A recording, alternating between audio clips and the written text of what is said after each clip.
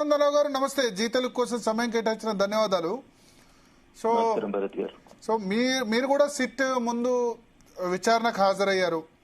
అప్పుడు సరే మీరు ఇన్వెస్టిగేషన్లో జరిగిన విషయాలు ఇక్కడ పూర్తిగా చెప్పొచ్చో లేదో కానీ జనరల్గా నార్మల్గా సిట్ విచారణ ఎట్లా ఉంటుంది? ఇప్పుడు రేపు కేటీఆర్ రాగానే మీరు అడ్వకేట్ కూడా కాబట్టి జనరల్గా ఈ సిఆర్పిసి 160 ప్రకారం అంటే సాక్షిగా పిలిచినప్పుడు విచారణ ఎట్లా ఉండే అవకాశం ఉంది అధికారుల నుంచి?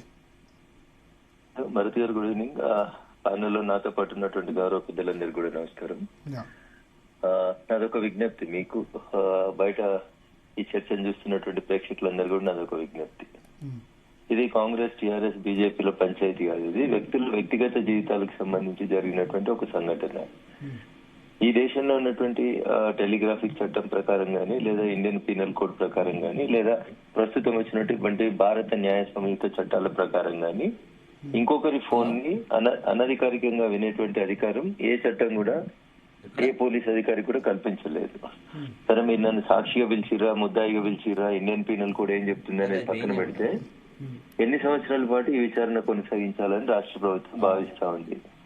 ఒకటో సిట్ వేసిర్రు, వాళ్ళు వేసుకున్న పోలీసు అధికారుల మీద వాళ్ళకే విశ్వాసం లేదని రెండో సిట్ వేసిర్రు.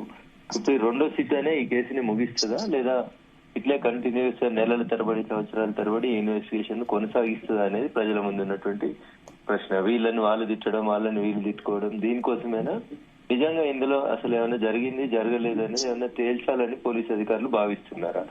ఇట్స్ రాష్ట్ర ప్రభుత్వానికి చిత్తశుద్ధి ఉంటే టైం బౌండ్ గా ఇన్వెస్టిగేషన్ కొనసాగించేసి రఘునందన్ రావు దోషి అని తేల్చుర్రి, లేదా హరీష్ రావు గారు దోషి అని తేల్చుర్రి, లేదా ముఖ్యమంత్రి గారి ఆదేశాల మేరకే టెలిఫోన్ ట్యాపింగ్ జరిగినాయి, లేదా చీఫ్ సెక్రటరీ గారి ఆదేశాల మేరకే అప్పటి హోమ్ సెక్రటరీ సంతకం పెట్టిండు. ఎవరు ముద్దాయో వాళ్ళని తేల్చకుండా ఎన్ని సంవత్సరాలు చేస్తారు ఇట్లా? భరత్ గారు, ఇది ఏం సమంజసంగా ఉంది చెప్పండి. ఇది ఈ క్వశ్చన్ కాంగ్రెస్ వాళ్ళు అడిగినప్పుడు ఏమంటారంటే 600 మంది సాక్షుల్ని విచారించాలి, అంత ఈజీయా? ప్లస్ ప్రభాకర్ రావు మొన్నటి వరకు లేడు, భారతీయ జనతా పార్టీ ప్రభుత్వం కోఆపరేట్ చేయలేదు, అమెరికా నుంచి తీసుకురావాల్సిందుకు హెల్ప్ చేయాల్సింది అక్కడ కేంద్ర హోంశాఖ ఆయనకు రెడ్ కార్నర్ నోటీస్ పేరు నాకు గుర్తు రావట్లేదు, అది తీసుకొచ్చి రెడ్ కార్నర్ నోటీసులు ఇవ్వమని వీళ్ళు ఫైల్ పంపించినప్పుడు భారత ప్రభుత్వం సంతకం పెట్టి పంపించిన తర్వాతనే అక్కడ మరి పాస్పోర్ట్ క్యాన్సిల్ చేస్తే అప్పుడు కదా ప్రభాకర్ రావు గారు ఇండియాకి వచ్చింది. సార్, నేనేమంటున్నా, ప్రభాకర్ రావు గారు వచ్చి 6 నెలలు దాటింది. సరే, మీరు అన్నట్టు 600 మంది సాక్షులు ఉన్నారు, ఎన్ని రోజులు చేస్తారు? ఒక 20 మంది పోలీస్ అధికారులని, మీకు నచ్చిన పోలీస్ అధికారులని 20 మంది ఇచ్చి రోజు ఒక 3, 4, 5 టెక్నికల్ ఎక్స్పర్ట్స్ ని కొంతమందిని వాడుకొని ఇన్వెస్టిగేషన్ కంప్లీట్ చేయకుండా రోజు మీనమేషాలు లెక్క పెట్టించి, ఇది చిన్నప్పుడు ఏదో నానా పూలు వచ్చే దొంగ వచ్చే అన్నట్టు పంచాయతీ వేసుకొస్తున్నారు. కాబట్టి ఒరిజినల్ గా పూలు వచ్చినప్పుడు ఎవరికి అర్థం కాకుండానే కష్టమవుతుంది. కాబట్టి దయచేసి టెలిఫోన్ ట్యాపింగ్ జరిగింది, నా ఫోన్ విన్నరు, నాకు అన్యాయం జరుగుతుందని నేను దుబ్బాక ఉప ఎన్నికప్పటి నుంచి గోల చేస్తా ఉన్నా. అప్పుడు 3 ఏళ్ళు వాయ, ఇప్పుడు 2 ఏళ్ళు వాయ భరత్ గారు, 5 ఏళ్ళు వాయ. ఇండియన్ పోలీస్ సిస్టమ్ మీద ప్రజలకు విశ్వాసం పోవద్దు అని అనుకుంటే దయచేసి ఇన్వెస్టిగేషన్ ని ఇప్పుడు ఒక సిట్ వేసినారు. దుబ్బాకలో మీ ఫోన్ ట్యాపింగ్ జరిగినప్పుడు లీగల్ గానే జరిగిందా? హోమ్ సెక్రటరీకి పంపించే చేశారా మీ ఫోన్ ట్యాపింగ్? అప్పుడు రఘునందన్ రావు గారి ఫోన్ ఇది, నేను దుబ్బాకి వెళ్ళి బీజేపీకి వెళ్ళి పోటీ చేస్తుండో ఇది ట్యాప్ చేయండి అని చెప్పలేదు. నా ఫోన్ నెంబర్లకు వ్యతిరేకంగా ఎవరో మావోయిస్ట్ నక్సల్స్ లేదా ఇంకేదో నక్సలైట్ నాయకుని యొక్క పేరు నెంబర్ పెట్టి అక్కడ చేయమని అంటే పోలీసులు హోమ్ సెక్రటరీ పర్మిషన్ ఇచ్చుంటారు. ట్యాపింగ్ జరిగింది అనేది ఫ్యాక్ట్ సార్. అది లీగల్ గా జరిగిందా, ఇల్లీగల్ గా జరిగిందా, ఎట్లా జరిగిందా అనే విషయం లోపల తేల్చాల్సిన సిట్టు మీనమేషాలు లెక్కించడం అనేది బాధాకరమైనటువంటి విషయం. సరే, మేమందరం చెప్తే అది తప్పు అనుకుందాం సార్. నేను ఒక 2 సంఘటనలు చెప్పి ముగిస్తా. సోదరి కవిత టీఆర్ఎస్ లోంచి బయటకు వచ్చినాక ఇంటి అల్లుని ఫోన్ ఇవ్వడాన్ని ఇంటి ఆర్డర్ తూ మీ బతుకులు చేయడానికి తిట్టింది. ఇది ఒకటి. 2, నిన్ననో మొన్ననో వి ప్రకాష్ గారు అనుకుంటా ఏదో ఒక టీవీ ఛానల్లో చూస్తున్నప్పుడు చెప్పినారు, ఎప్పుడన్నా హరీష్ కి ఫోన్ చేస్తే నా ఫోన్ వింటున్నారు, మీరు నాతో ఫోన్ లో మాట్లాడొద్దు, నా దగ్గరికి రావద్దు, నా వల్ల మీ ఉద్యోగాలు కూడా పోతాయి, జాగ్రత్త అని హరీష్ గారు చెప్పినారని వి ప్రకాష్ గారు అనుకుంటా వారు ఎక్కడో టీవీ ఛానల్ ఇంటర్వ్యూలో చెప్పినట్టు చూసినాను. ఇవన్నీ దేనికి సంకేతాలు భరత్ గారు చెప్పండి? ఇట్లా మీరు టీవీలలో చర్చ పెట్టి రఘునందన్ రావు బీజేపీ లేకపోతే ఇంకొకరు టీఆర్ఎస్ ఇంకొకరు కాంగ్రెస్ అని ముగ్గురు పిలిచి తిట్టిపించుకునే బదులు ఏం జరుగుతుంది, ఇన్వెస్టిగేషన్ కి ఎన్ని సంవత్సరాలు కాదు. ఇట్లాంటి కేసులు జరిగినప్పుడు వేరే దేశాలలో ఛార్జ్ షీట్ ఫైల్ చేయడానికి పోలీసులు తీసుకున్నటువంటి సమయం ఎంత, ఇవి ఉంటాయి కదా సార్. ఇవి లెక్క లేకుండా ఇప్పుడు ప్రభాకర్ రావును పిలిచిన తర్వాత మన డిసెంబర్ 25 నుంచి 28 వరకు ఇన్వెస్టిగేషన్ చేసిన తర్వాత కొంత ఫాస్ట్ గా జరిగినట్టు అనిపించట్లేదా? అందులో భాగంగానే హరీష్ రావును కేటీఆర్ ను వరుసగా 2-3 రోజుల లోపే పిలిచినట్టు వేగవంతమైనట్టు అనిపించట్లేదా మీకు? Before Prabhakar Rao coming from America, ఆయన వచ్చిన తర్వాత కొంత మీరు అన్నది ఒప్పుకుంటానే. నా ఇనిషియల్ రిమార్క్స్ లో అదే చెప్పా, ఇది ఋతురాగాలు ఇంకేదో సీరియల్ కల్పిస్తుంది, ఎన్నికల ముందు మున్సిపల్ ఎన్నికల ముందు ఇదేంది అని ఇనిషియల్ రిమార్క్స్ లో చెప్పా. కానీ ప్రభాకర్ రావు వచ్చిన తర్వాత కొంచెం గతంతో పోలిస్తే కదలిక. భరత్ గారు నేనేమంటున్నాను సార్, ప్రభాకర్ రావు గారి కింద పనిచేసిన పోలీసు వాళ్ళంతా ఏం చెప్పారు సార్? ఎవరు చెప్తే పనిచేసినామని చెప్పారు? అయినా ఒకటి కామన్ సెన్స్ సార్, దీంట్లో law is nothing but common sense. ఎవరు చెప్తే జరుగుతాయి సార్ టెలిఫోన్ ట్యాపింగ్? డీజీపీలో ఎస్ఐలో తీసుకునే నిర్ణయం ఉంటుందా? ప్రభుత్వ పరంగా ప్రభుత్వ అధినేత ఎవరుంటే వాళ్ళ ఆదేశాల మేరకి కింద ఉన్నటువంటి పోలీస్ అధికారులు పనిచేస్తారు. దాన్ని how to connect the points అనేది ఇంపార్టెంట్ ఇక్కడ. ఇప్పుడు రాధాకిషన్ రావు కన్ఫెషన్ స్టేట్మెంట్ లో పెద్ద ఆయన ఆదేశాల మేరకు అన్నారు. అయితే పోలీస్ కస్టడీలో ఇచ్చిన కన్ఫెషన్ స్టేట్మెంట్ లీగల్ గా ఎంత మేరకు చెల్లుబాటు అవుద్ది? Confession should lead to recovery. ఇప్పుడు రాధాకిషన్ రావు గారు అని మీరు పేరు తీసుకున్నారు కాబట్టి నేను వారి పేరుతోటే మాట్లాడుతున్నాను. ఉదాహరణకి రాధాకిషన్ రావు గారు దుబ్బాక బై ఎలక్షన్స్ అప్పుడు ఇగో రఘునందన్ రావు ఫోన్ నెంబర్లు 2 వీటిని వినమని మాకు పైకెళ్ళి ఇన్స్ట్రక్షన్స్ ఉన్నాయని అనుకుందాం. ఆ పైన అంటే ఎవరు ఉంటారు సార్? ఆ దుబ్బాక అనేటువంటి ఉప ఎన్నిక సందర్భంగా నా ఫోన్లు విన్నారు. హరీష్ రావు గారి ఫోన్లని హుజురాబాద్ బై ఎలక్షన్స్ అప్పుడు, మునుగోడు బై ఎలక్షన్స్ అప్పుడు విన్నారని ఏదో నిన్నటి నుంచి మొన్నటి నుంచి ఏదో కొన్ని వార్తలు వస్తా ఉన్నాయి. ఇవన్నీ ఎటుపోతున్నాయి భరత్ గారు?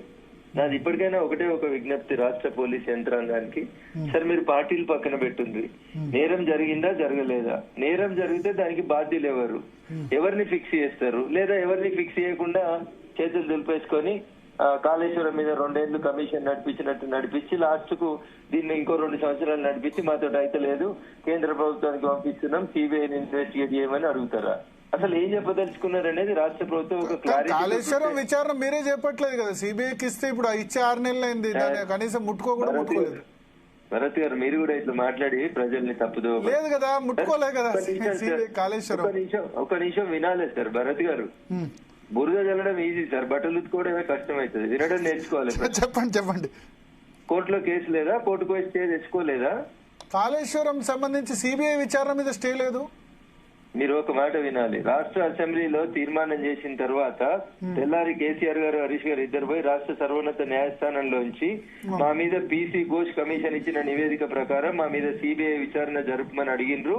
ఆ కమిషన్ నివేదిక తప్పుల దొరక దీని మీద స్టే ఇవ్వమని అడిగినప్పుడు కోర్టు స్టే ఇచ్చింది కదా. కానీ అంటే వాళ్ళు పీసీ ఘోష్ కమిషన్ ఆధారంగా అని చెప్పలేదు, ఆ సిబిఐ విచారణకు ఆదేశించినప్పుడు దాని ఆధారంగా అని చెప్పలేదు. ఓన్లీ పీసీ ఘోష్ కమిషన్ ఆధారంగా ఉన్న వాటి మీదే చర్య లేకుండా ఉంది. పీసీ ఘోష్ అసెంబ్లీ తీర్మానంలో పీసీ ఘోష్ కమిషన్ ఆధారంగా అని ఎక్కడా చెప్పలేదు. సరే, నేను మీరు చదువుకున్నంత గొప్పగా చదువుకోలేదు కానీ హైకోర్టు జడ్జిలు ఈ కేసులో విచారణ ఆపమని చెప్పారు అంటిల్ ఫర్దర్ ఆర్డర్స్. ఇది ఒక వకీల్ గా నాకున్నటువంటి సమాచారం. లేదు దీని మీద ఇన్వెస్టిగేట్ చేయొచ్చు అని కోర్టు చెప్పింది అని అంటే మీరు ఎక్కడైనా ఆర్డర్ కాకుంటే నాకు పంపురు సార్, నేను ఖచ్చితంగా 28వ తారీఖు నుంచి పార్లమెంట్ స్టార్ట్ అవుతుంది, నేను పోయి సిబిఐ ఆఫీస్ కి నేను కూడా దానికి జోడించి ఒక ఉత్తరం కూడా ఇచ్చి వస్తా సార్. సో ఒకటి ఇక్కడ ఫోన్ ట్యాపింగ్ విషయానికి వద్దాం. ఇవాళ కేటీఆర్ సిరిసిల్లో మాట్లాడుతూ ఆయన ఏం చెప్పారంటే, గతంలో ఓటుకు నోటు రేవంత్ రెడ్డి వ్యవహారం అది ఎట్లా బయటకు వచ్చింది, ఫోన్ ట్యాపింగ్, లేకపోతే మీరు ఇవన్నీ పోలీసులు. భరత్ గారు చెప్పండి ఆగాలి సార్, జనాన్ని ఎందుకు కన్ఫ్యూజ్ చేస్తారు? అంటే నా క్వశ్చన్ పూర్తి కాలేదు. అది అకల్ మనకు ఇషారా బస్ గాయకు అర్థం కదా సార్. చెప్పండి. రేవంత్ రెడ్డి అనేట ఆయన ఎమ్మెల్సీ ఎలక్షన్ అప్పుడు ఎమ్మెల్యేలను కొనుగోలు పోతుందని వీళ్ళకి ఎట్లా తెలిసింది? ఫోన్లు వింటేనే కదా తెలిసింది. ఫోన్లు విన్నామని కేటీఆర్ ఒప్పుకుంటున్నాడు కదా, దాన్ని పోలీసోడు విన్నాడంటే పోలీసోడికి ఏం అవసరం అని వింటాడు పోలీసోడు? లాజికల్ గా మాట్లాడొద్దు. ఇక్కడ ఆయన ఏం చెప్పారంటే, మేము ప్రభుత్వాన్ని కూలగొడితే కూడా చూస్తూ కూర్చోవాలా? అది వాళ్ళు ఎక్కడి నుంచి పట్టుకొచ్చారు సమాచారం అనేది మాకు అనవసరం. పోలీసులు మాకు ఇన్ఫర్మేషన్ ఇచ్చారు, ప్రభుత్వాన్ని కూలగొచ్చారు, ఆ సమాచారం ఎట్లా తీసుకోవాలనేది మాకు సంబంధం లేదని ఆయన అన్నారు స్పెసిఫిక్ గా. భరత్ గారు, మీకు కామా ఎడబెట్టాలో పుల్ స్టాప్ ఎడబెట్టాలో మీకు నచ్చిన కాడ పెట్టుకుంటే కుదరదు సార్. సెంటెన్స్ మొత్తం చదవాలి సార్. నేను ఒక మాట అడుగుతున్నా, 2015లో ఓటుకు నోటు కేసులో పట్టపగలు దొరికిండు రేవంత్ రెడ్డి కేటీఆర్ గారి భాషలో. 10 ఏళ్ళు మీరే అధికారంలో ఉన్నారు కదా, ఎందుకు మరి ఉరేయలేదు? ఎందుకు ట్రయల్ నడిపించలేదు? ఎందుకు కోర్టులకు ఆయన స్టే తెచ్చుకుంటే స్టేలు ఎందుకు వెకెట్ చేయలేదు? విచారణ ఎందుకు పూర్తి చేయలేదు 10 ఏళ్ళు? ఇది ప్రజలు అడుగుతున్నటువంటి ప్రశ్న సార్. ఇప్పుడు నేను మాట్లాడితే మీకు బాగా అనిపిస్తుంది, ప్యానెల్ ఉన్న మా పెద్దలకు కోపం వస్తుంది, కానీ ఇది ఒక బీజేపీ నాయకుని కాదు, కామన్ మ్యాన్ గా నా ప్రశ్న. దీనికి సమాధానం చెప్పుంది, తీసుకొని సజ్జనార్ సార్ తీసుకొని చెప్పమనుంది. నేను 3 నెలలలో ఈ కేసు విచారణ పూర్తి చేస్తా అని చెప్పాను సజ్జనార్ గారిని. సరే, రాష్ట్ర ప్రభుత్వాన్ని కొంచెం పక్కన పెట్టింది, ఆయనే కదా సిట్ ఇన్ఛార్జ్, చదివింది కదా జరిగిన విచారణ మొత్తం చూసిండు, ఇప్పుడు ఆయనే విచారణ చేస్తున్నాడు.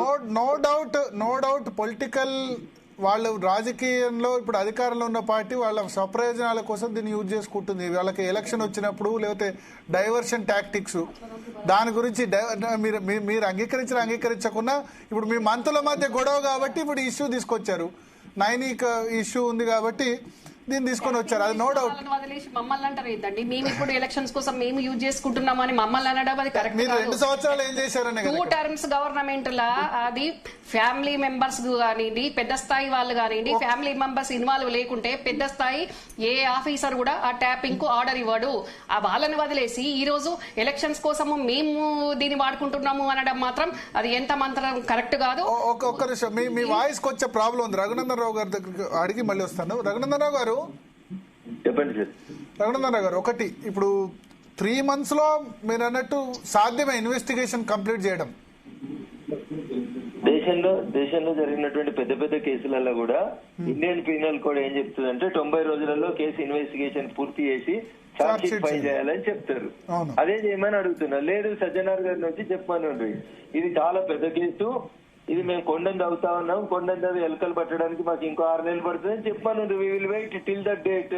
కానీ సిట్ 1 అయిపోయింది, సిట్ 2 అయిపోతుంది, రేపు సిట్ 3 రాదని మీరు గ్యారంటీ ఇస్తారా? సజ్జనార్ గారు ఇస్తారా? ఇది నాకున్న అనుమానం అంతే సార్. ఇంకోటి ఏంటంటే వాళ్ళు బీఆర్ఎస్ రేజ్ చేస్తుంది అంటే ఇండియన్ టెలిగ్రాఫ్ యాక్ట్ ప్రకారం ఆ ఫోన్ ట్యాపింగ్ అన్నది అన్ని ప్రభుత్వాలు చేస్తున్నాయి. కేంద్ర ప్రభుత్వం పెగాసస్ చేసింది, అంతకుముందున్న రాష్ట్ర ప్రభుత్వాలు చేస్తుంది. దీనిలో ఏదో ఉందని ఎందుకు ఇంత బురద చల్లుతున్నారో అంటున్నారు వాళ్ళు.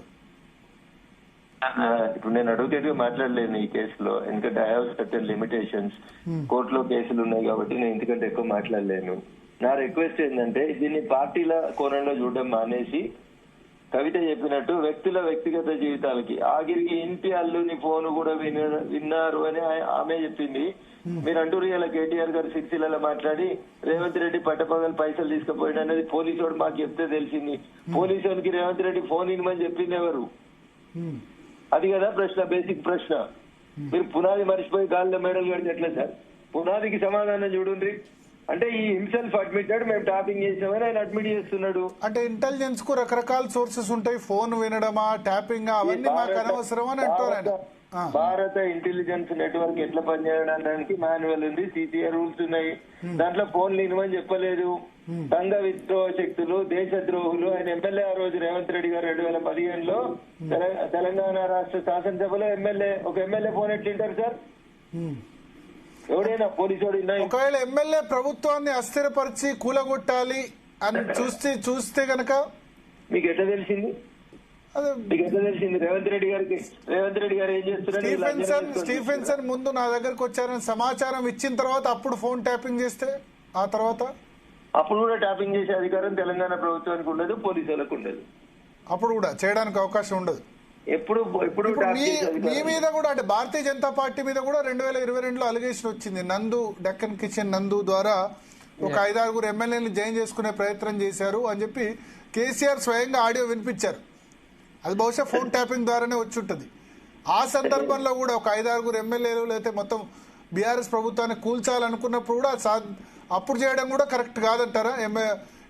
వాళ్ళ ఎమ్మెల్యేలు కాదు, బయట వ్యక్తులు, ఎవరికి స్వామీజీలైనా నందైనా సార్ ఎవరికి టెలిఫోన్ ట్యాపింగ్ చేసేటువంటి అధికారం ఇండియన్ పీనల్ కోడ్ ఇవ్వలేదు సార్. దయచేసి ఆ లైన్ ని మీరు గుర్తుపెట్టుకోండి.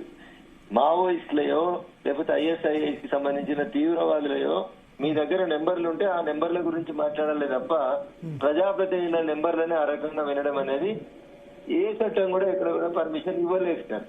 దయచేసి అది అర్థం చేసుకోవాలి. అయితే ఇక్కడ ఒకటి బీఆర్ఎస్ తీసుకొస్తున్న ఆర్గ్యుమెంట్ ఏంటంటే ఈ intelligence chief will report to, అంటే ప్రభాకర్ రావు ఒకవేళ నిజంగా చేసిన ఆయన రిపోర్ట్ చేసేది డీజీపీకి, ముఖ్యమంత్రికి ఏం సంబంధం?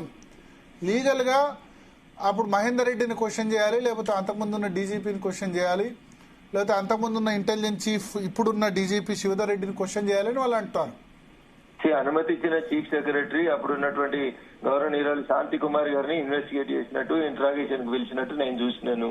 ఎందుకంటే అల్టిమేట్ గా సంతకం పెట్టాల్సింది చీఫ్ సెక్రటరీ గారే.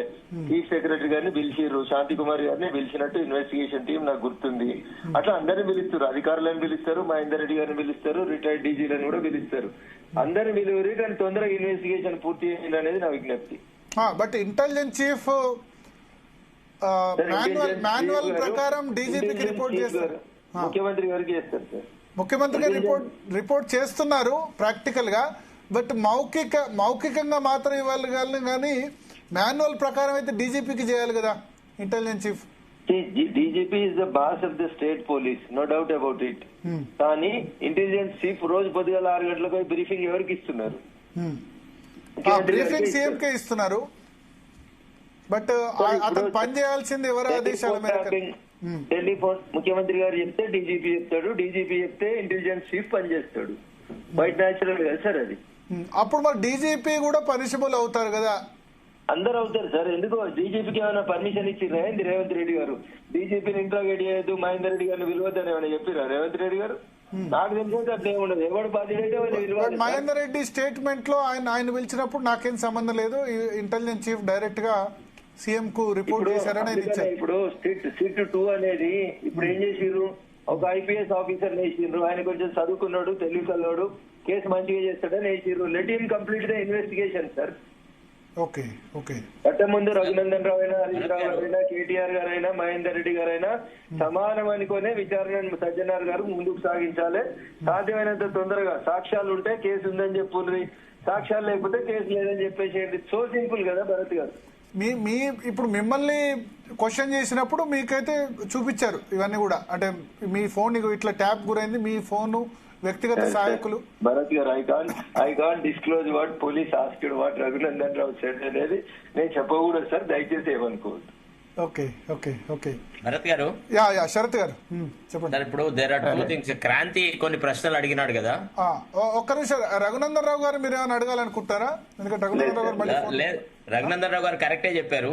అంటే సార్ యాక్చువల్లీ సెక్షన్ చెప్పలేకపోయినాడు కానీ under section 167 of CrPC, old CrPC, ఇప్పుడు ప్రెసెంట్ బిఎన్ఎస్ఎస్ లో సెక్షన్ 187 కింద అంటే life imprisonment and beyond that ఉన్న వాటిలలో 90 days, బిలో 10 years ఉన్న వాటిలలో 60 days police are bound to complete their investigation అండి. అది అరెస్ట్ చేసినప్పుడు కదా, అరెస్ట్ చేయని పరిస్థితిలో చార్జ్ షీట్ ఫైల్ చేయడమే, చార్జ్ షీట్ ఫైల్ చేయడం. ఆ వ్యక్తిని అరెస్ట్ చేసినప్పుడు అరెస్ట్ చేసిన 90 days లోగా వేయాలి అరెస్ట్. ఇప్పుడు కేటీఆర్, ఇప్పుడు రాధాకిషన్ రావు వాళ్ళందరి పాత్ర మీద వేసేసారు ఆల్రెడీ చార్జ్ షీట్. అంతేనా రఘునందన్ రావు గారు? సార్ మీరు No, there is slight confusion in you. First of all, you are not able to distinguish between investigation and investigation during the arrest and outside. Particularly investigation anedi, it is same in respect of those who have been arrested and those who have not been arrested. Investigation లో ఏం మార్పులు ఉండవండి. ఒక crime ని investigate చేసేటువంటి ప్రక్రియ లోపల ఖచ్చితంగా పోలీసులు ఓల్డ్ సిఆర్పిసి ప్రకారంగానైతే సెక్షన్ 167, తర్వాత ప్రజెంట్ బిఎన్ఎస్ఎస్ లో అయితే సెక్షన్ 187 కింద 60 days 90 days అనేది మ్యాండేటరీ పీరియడ్. ఒకవేళ ఈ పీరియడ్ లోపల ఛార్జ్ షీట్ కనుక దాఖలు చేయకపోతే ఎవరినైతే అరెస్ట్ చేసి జైల్లో ఉంటారో వాళ్ళకి డిఫాల్ట్ బెయిల్ అని ఇస్తారన్నమాట. అది పెద్ద ప్రొసీజర్. అదే ఎన్డీపీఎస్ యాక్ట్ ఉంది, ఫర్ ఎగ్జాంపుల్ నార్కోటిక్ డ్రగ్స్ దాంట్లో 180 days వరకు కూడా ఛార్జ్ షీట్ దాఖలు చేయవచ్చు. అందులో 180 days ఛాన్స్ ఉంది. అది ఫస్ట్ పాయింట్. రెండోది, ఇంకొకటి క్రాంతి గారు నన్ను ఒక ప్రశ్న ఏమడిగారంటే ఈ ఎన్ని ఛార్జ్ షీట్లు దాఖలు చేయవచ్చు అని. Section 193 of the present BNSS లో క్లియర్ గా ఏముంది అని అంటే సెక్షన్ 9 అండ్ సబ్సెక్షన్ 9 లో ఏముంటదంటే nothing in this section shall be deemed to preclude further investigation in respect of an offence after a report under subsection 3 has been forwarded. అంటే ఒకసారి charge sheet file చేసిన తర్వాత ఇంకో ఛార్జ్ షీట్ ఫైల్ చేయొద్దు అని ఏ రకమైన ప్రతిబంధకము పోలీసుల మీద లేదు. ఎన్ని ఛార్జ్ షీట్లైనా దాఖలు చేయొచ్చు అనేది ఇది this has gone in for interpretation. ఒక్క నిమిషం శరత్ గారు, ఇంకొక అంశం సార్, ఇంకొక మెయిన్ అంశం చెప్పాలా, అదేమంటే యాక్చువల్లీ ఒక్క నిమిషం శరత్ గారు, క్రాంతి గారు ఏదో చెప్తున్నారు. ఒక్క నిమిషం క్రాంతి గారు చెప్పట్లేదు. క్రాంతి గారు రఘునందన్ గారు ఏదో అడగాలనుకుంటారు. క్రాంతి గారు ఏదో అడగాలనుకుంటారు అప్పటి నుంచి. రఘునందన్ గారు చెప్పండి. క్రాంతి గారు, దుబ్బాక ఎన్నిక సందర్భంగా మీరు ఫోన్ ట్యాపింగ్ చేశారా లేదా రఘునందన్ గారిది? సార్ ఫోన్ ట్యాపింగ్ చేసిరా లేదా అనేది ఫోన్ ట్యాపింగ్ చేసిన అవసరం ప్రభుత్వానికి ఉంటుందని నేను అనుకోవట్లేదు. లేదా అని చెప్పారు కదా, సిట్ విచారణ సందర్భంగా చూపించారు మావోయిస్ట్ లేకపోతే ఇంకేదో అని చెప్పి రఘునందన్ రావు ఫోన్ ట్యాపింగ్ చేశారు. ఉంటే కనుక ఆయనకు సంబంధించిన డబ్బులేమో పట్టుకున్నారు, మీరేమో పనిచేశారు. అట్లా కాదు, చేసి ఉంటే ఎవరు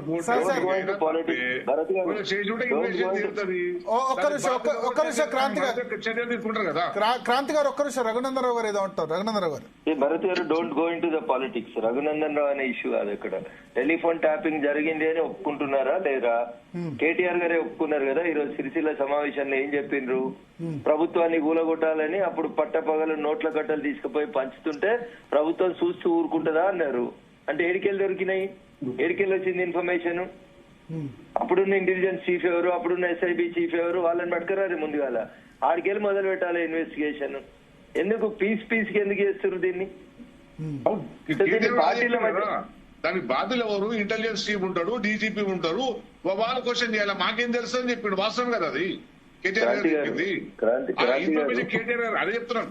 అదండి రాష్ట్రంలో ఏం జరుగుతుంది అనేది మినిట్ ఇన్ఫర్మేషన్ వాళ్ళకి రాదు కదా. ఇంటెలిజెన్స్ వచ్చి ఇంటెలిజెన్స్ ఇన్పుట్స్ అనుగుణంగా వాళ్ళు ఏం నిర్ణయం తీసుకుంటారు అనేది వాళ్ళు పాత్ర అవుతారు. అంతే తప్పించి ఇంటెలిజెన్స్ చేసేదానికంతా కూడా మంత్రి గారు చెప్పారు అనుకుంటే చెప్తాను. మన హైకోర్టు కంటెంప్ట్ నోటీస్ ఇచ్చింది, సినిమా రేట్ ఎందుకు వేస్తారని చెప్పి. మరి సినిమాటోగ్రఫీ మంత్రి ఎందుకు ఇవ్వలే కోర్టు? మరి ఆనంద్కి ఎందుకు ఇచ్చింది? హోమ్ ప్రిన్సిపల్ సెక్రటరీ దానికి బాధ్యత ఇచ్చింది. అంటే లీగల్ ప్రొసీజర్ లో ఎవరు దానికి బాధ్యులో వాళ్ళకి ఇస్తారు తప్పించి మీరు పొలిటికల్ గా ఎవరు అలిగేషన్ చేస్తే వాళ్ళకి ఇవ్వరు నోటీసులు. ఒక్క నిమిషం క్రాంతి గారు ఏదో చెప్పాలి. రఘునందన్ రావు గారు ఏదో చెప్పాలనుకుంటారు. ఎస్ మరతన ఇప్పుడు నేను బై ప్రొఫెషన్ నేను వకీల్ని.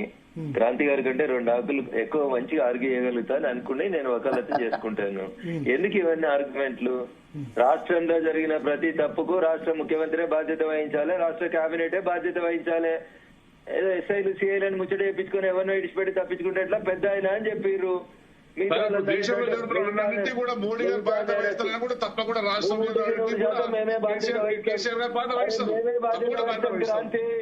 క్రాంతి మేమే బాధ్యత వహిస్తాం. ఈ దేశ ప్రధానే బాధ్యత వహిస్తారు. మేము బాధ్యతల నుంచి తప్పుకోవడానికి సిద్ధంగా లేము. మేమే బాధ్యత వహిస్తాము నా ప్రతి సంఘటనలకి. ఈ దేశ ప్రధాని బాధ్యత వహించకపోతే మీరు బాధ్యత లేకుండా మాట్లాడుతావా? ఏం జరిగినా ఈ దేశంలో ఈ దేశ ప్రధాని గారే బాధ్యత వహిస్తారు. మేము బాధ్యతగా మాట్లాడుతున్నాను ఒక పార్లమెంట్ సభ్యునిగా. తప్పించుకొని పోవాలనుకుంటున్నాను. ముఖ్యమంత్రి మీరు రాజకీయ కక్షలు తీర్చుకోవడానికి ఇటువంటి కేసులు పెట్టిస్తే ఎవరు సహించారు? మీరు రాజకీయ కక్షలు పెట్టడానికి ఇటువంటి కేసులు పెడితే ఎవరు సహించారు? భరత్, చచ్చిపోయిన బాబు మీద రాజకీయ కక్ష ఏముంది?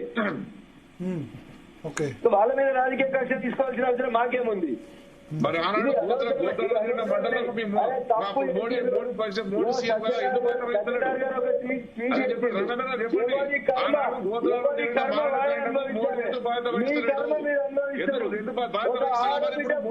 అప్పుడు అంతా కూడా మోడీ ఎందుకు చెప్తారు చెప్పండి. గోత్రాలు 100 మందికి పూచకొత వచ్చారు కదా. రాజ్యాంగం ఉన్నది, చట్టం ఉన్నది. నువ్వు ఆ లిమిట్స్ లో మాట్లాడకుండా అన్నిటికీ ప్రభుత్వ బాధ్యత వహిస్తాడు, బాధ్యత వహిస్తుంది. కానీ అధికారులు విఫలమయ్యారు అనేది తేల్చాలి కదా.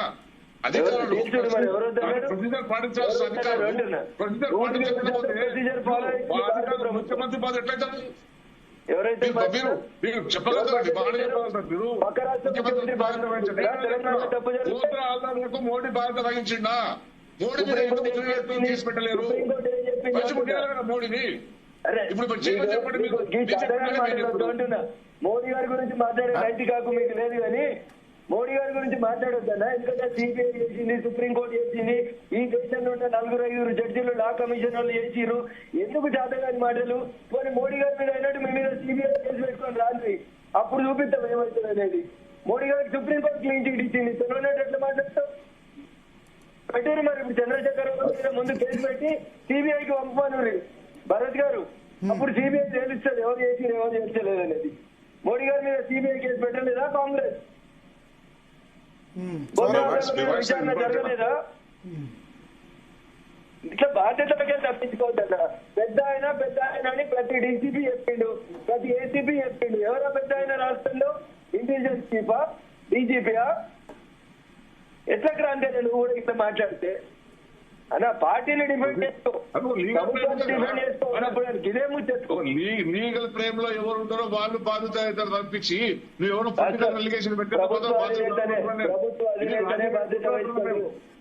ప్రభుత్వ అధినేతనే బాధ్యత వహిస్తాడు, బాధ్యత వహించాలి. అరే మీరు చెప్పినంత మాత్రం రాజకీయాలు చేసేంత మాత్రం చట్టం ఉంటది. రాజకీయం చేస్తలేము, రాజ్యాంగం ఫోన్ ట్యాపింగ్ తప్పు అని మేము చెప్తున్నాం. ఫోన్ ట్యాపింగ్ తప్పు, ఎవరు చేసిండ్రు, ఎందుకు చేసిండ్రు అనేది దానికి సంబంధించి విచారణ జరుగుతుంది, జగన్ అంటున్నాం. కానీ ఉద్దేశపూర్వకంగా టీఆర్ఎస్ నాయకులు వేధిస్తున్నారు అని చెప్పి చెప్తున్నాం మేము. అప్పుడు అధికారం నుండి మీరే కాబట్టి మిమ్మల్ని వేధిస్తారు, పక్కింటి ఎట్లా వేధిస్తారు? ఆంధ్రప్రదేశ్ ముఖ్యమంత్రి బాధ్యత వచ్చాడా తెలంగాణలో టెలిఫోన్ ట్యాపింగ్ అయితే? ఇప్పుడు మీరందరూ మీ సెంట్రల్ వాళ్ళంతా ఎట్లా సమాచారం తీసుకుంటారు? వాళ్ళు చంపవుతున్నారు, వీళ్ళు చంపవుతున్నారు అని చెప్పి మోడీకి ఎట్లా తెలుస్తున్నది? కేసీఆర్ మాట్లాడిండు, ఇవన్నీ మీకెట్లా తెలుస్తున్నాయి? మరి మీరేమన్నా దేవుడు వచ్చి మీకు చెప్తున్నారు ఏమన్నా? మీకు సమాచారం వస్తుంది, ఆ సమాచారాన్ని ఎట్లా ఇవ్వాలనో అధికారులు పెడతారు. దాన్ని దేశంలో ఏ ముఖ్యమంత్రి, దేశంలో కేంద్ర మంత్రులు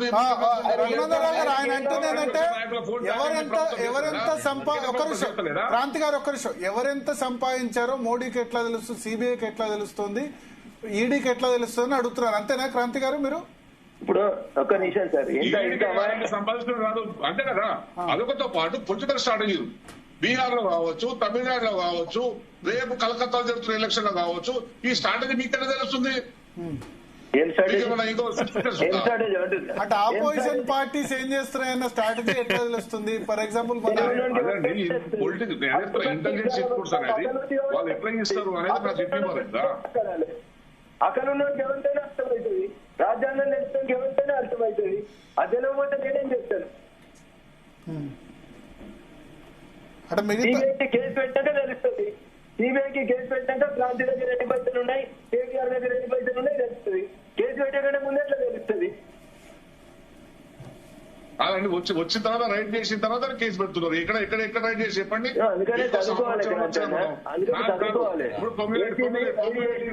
రైడ్ అయింది, ఎట్లా రైడ్ అయిందండి? ఏదో సమాచారం ఉంటది కదా, అంటే ఫోన్ ట్యాపింగ్ చేసినా ఇంకెట్లయింది మరి?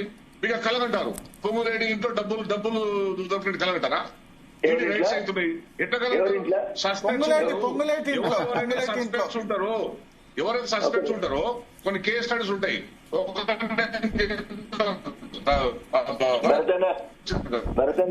చెప్పండి చెప్పండి.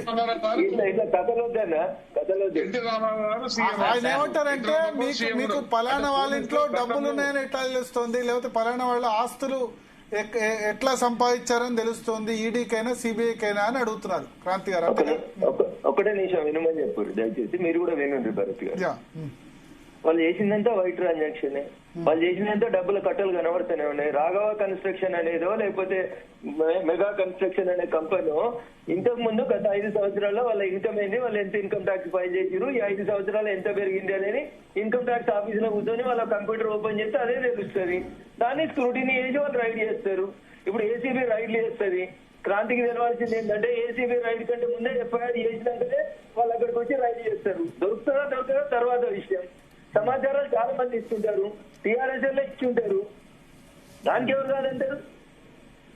సమాచారం వస్తే ఆఫీసర్స్ రైడ్ చేస్తారు, దానికి ఎఫ్ఐఆర్ చేస్తారు బాధ్యత. సమాచారం సార్ ఈ ట్రాన్సాక్షన్ సమాచారం అంతా కూడా ఉంటది అంటారు క్రాంతి గారు. అది మామూలుగా ఉండే సమాచారం, అదే దాన్ని తప్పించుకునే ప్రయత్నం.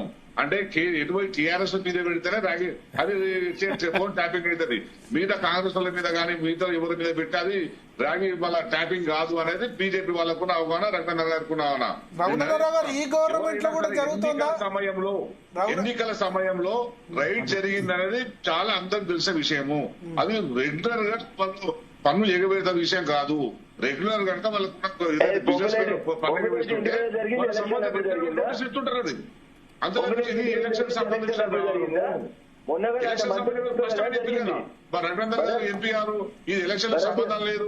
పొంగులేటి ఇంట్లో ఎలక్షన్ సమయంలో జరిగిందా అని అడుగుతున్నా. ఎలక్షన్ సమయంలో ఒకసారి జరిగింది, మొన్న కూడా తర్వాత కూడా జరిగింది, 2 సార్లు జరిగింది. ఎలక్షన్ బిఫోర్ ఎలక్షన్ సమయంలో కూడా జరిగింది రఘునందన్ రావు, 2 సార్లు జరిగింది. మొన్న జరిగింది ఎలక్షన్ సమయంలో కూడా జరిగింది, తర్వాత కూడా జరిగింది. ఎలక్షన్ సమయంలో జరిగిన తర్వాత దానికి అసలు దాని దిక్కుదూరం లేదు. ఇంట్లోకి పోయి ఈడీ వచ్చింది కానీ అసలు ఏం దొరికిందో చెప్పలేరు, ఏం కనుగొనలేదు. క్రాంతి గారు మీరు మాట్లాడుతుంది క్రాంతి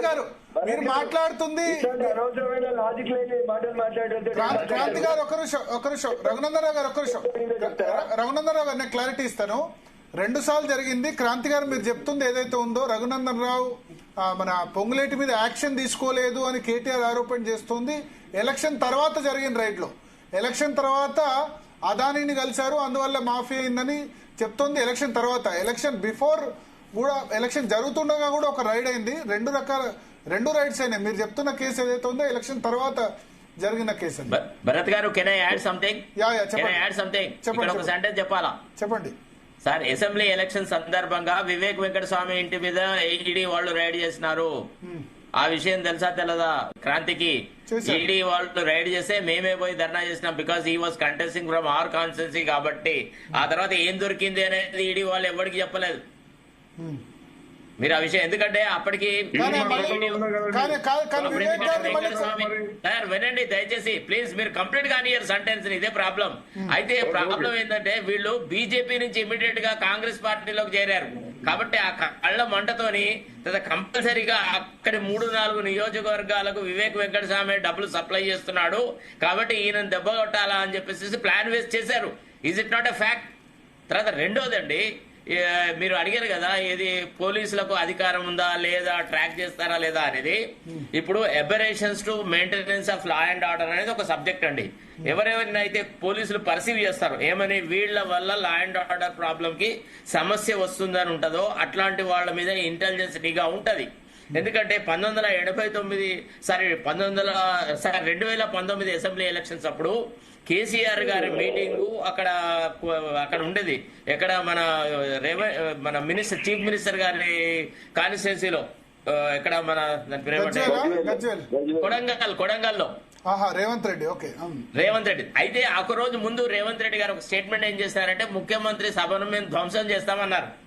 చేస్తాము అని అంటే ఆయనను ఒకరోజు ముందే రాత్రి 12 గంటలకు 12:30, 1 o'clock ఆ ప్రాంతాల్లో ఆయన ఇంటికి పోయి ఆయన ఇల్లు తలుపులు బద్దలు కట్టుకొని బెడ్రూమ్ లో ఉన్న రేవంత్ రెడ్డిని గొర్రె గుంజుకొని పోయినారు.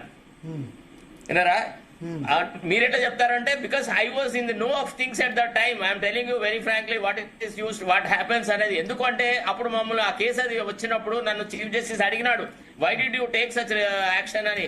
అంటే when somebody says that he is going to disturb the public meeting of the honourable chief minister, do you think that we will keep quiet? We will certainly act as per hour requirement. He was a big aberration to the maintenance of law and order. If we had let loose him, he would have created a havoc.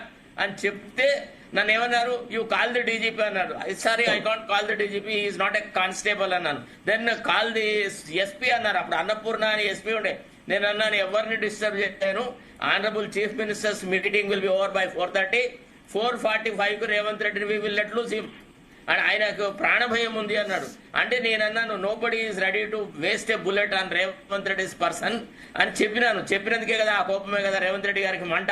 అంటే నేను చెప్పేది ఏంటంటే, ఎవ్వడు కూడా వాస్తవాలను కప్పిపుచ్చేటువంటి మాటలు మాట్లాడద్దు. ఈ ఇన్ఫర్మేషన్ పోలీసుల దగ్గర ఉంటుంది. Police are meant for that. Police are there to protect the public order.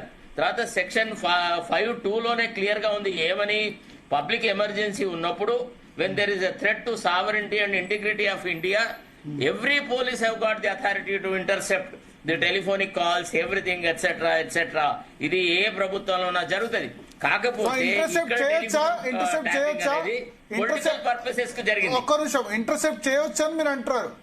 Yes, exactly. ముఖ్యమంత్రి సెక్యూరిటీ దృష్ట్యా ఇంటర్సెప్ట్ చేయొచ్చు, అంతేనా? Sovereignty and integrity of India, public safety, public emergency ఇవి ఉండాలి అంశాలు.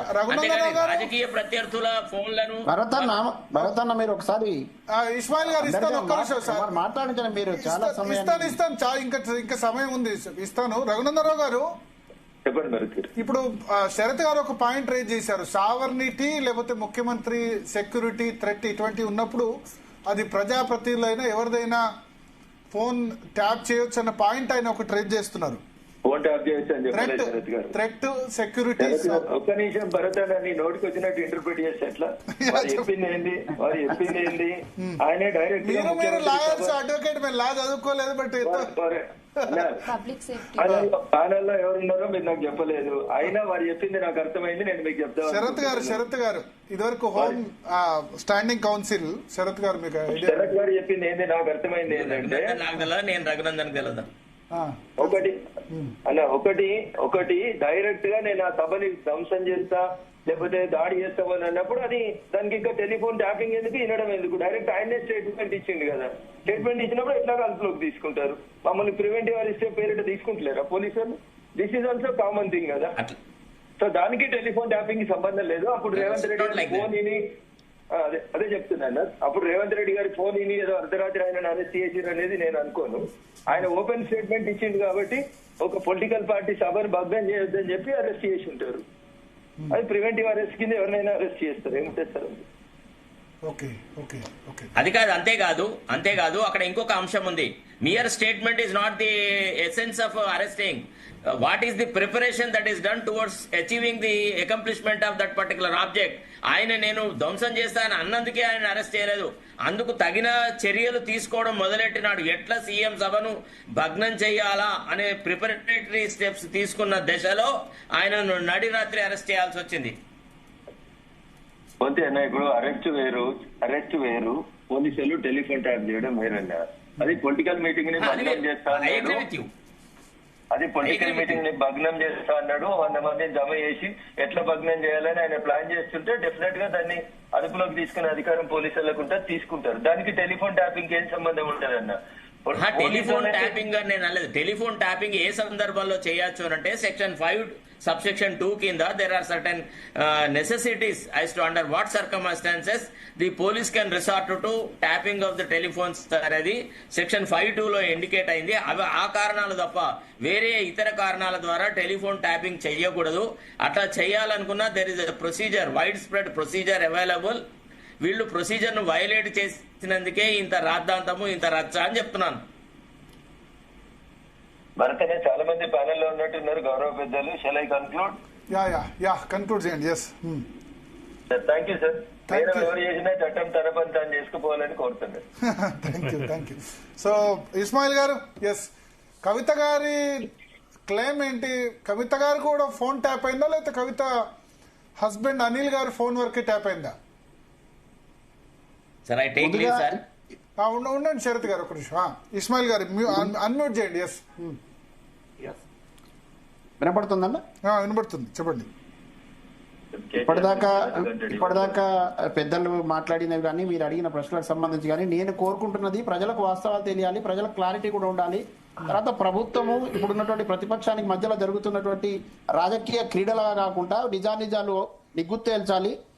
తప్పు చేసిన దోషుల్ని శిక్షించాల్సిన అవసరం ఉందని బలంగా భావిస్తున్న ప్రజల తరపు నుంచి.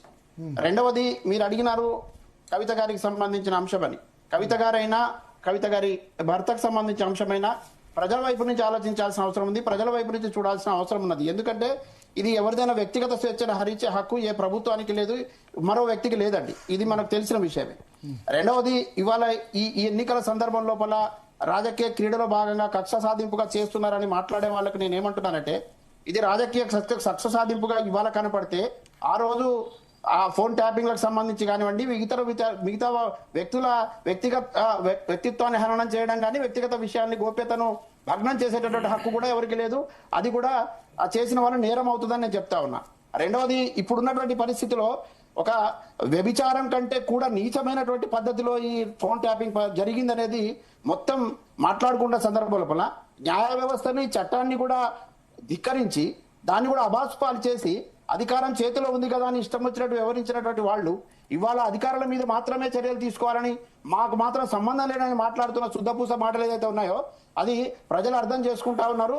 ఇంకా అట్లాంటి మాటలు బంద్ చేసి చట్టానికి న్యాయానికి సహకరించాలని నేను కోరుతా ఉన్నా. ఫైనల్ గా ఇవాళ ఇప్పుడు జరుగుతున్నటువంటి దాంట్లో కొంత అనుమానం కలుగుతా ఉంది.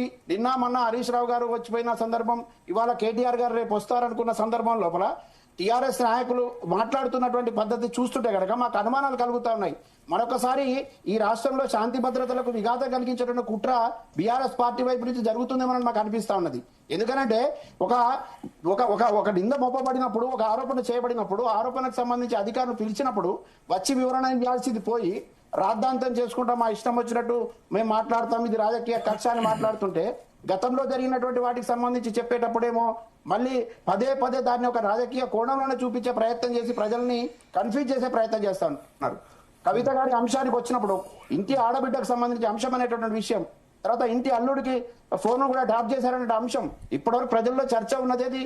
వాస్తవమా కాదా నిరూపించుకోవాల్సిన అవసరం ఉన్నది, వాళ్ళ నిజాయితీని నిరూపించుకోవాల్సిన అవసరం ఉన్నది. కానీ దాన్ని రాజకీయ కోణంలో చూపించి ఒక సరిగ్గా ఇన్వెస్టిగేషన్కి వచ్చినప్పుడు ఆయన నియోజకవర్గంలో ఉంటాడు, ఈయన నియోజకవర్గంలో ఉంటాడు, వచ్చి కార్యకర్తలంతా పోలీస్ స్టేషన్ల చుట్టూ తిరిగే వచ్చి ఆందోళన చేసి హీరోయిజం. కవిత గారు ఇన్ని రోజులు ఈ విషయాన్ని ఎందుకు బయట పెట్టలేదు?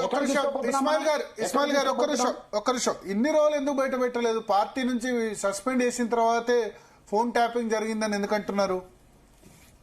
అసలు ఈ విషయానికి సంబంధించి పదే పదే కవితక్క గారు అదే విధంగా బాధితులు మొరపెట్టుకున్నారు, పత్రికల ద్వారా కూడా తెలిసారు. కవితక్క గారి కంటే పదే పదే ఎక్కడ చెప్పారు? నాకు తెలిసి చెప్పినారు ఏప్రిల్ 27 ముందు ప్లీనరీకి ముందు అయితే చెప్పలేదు.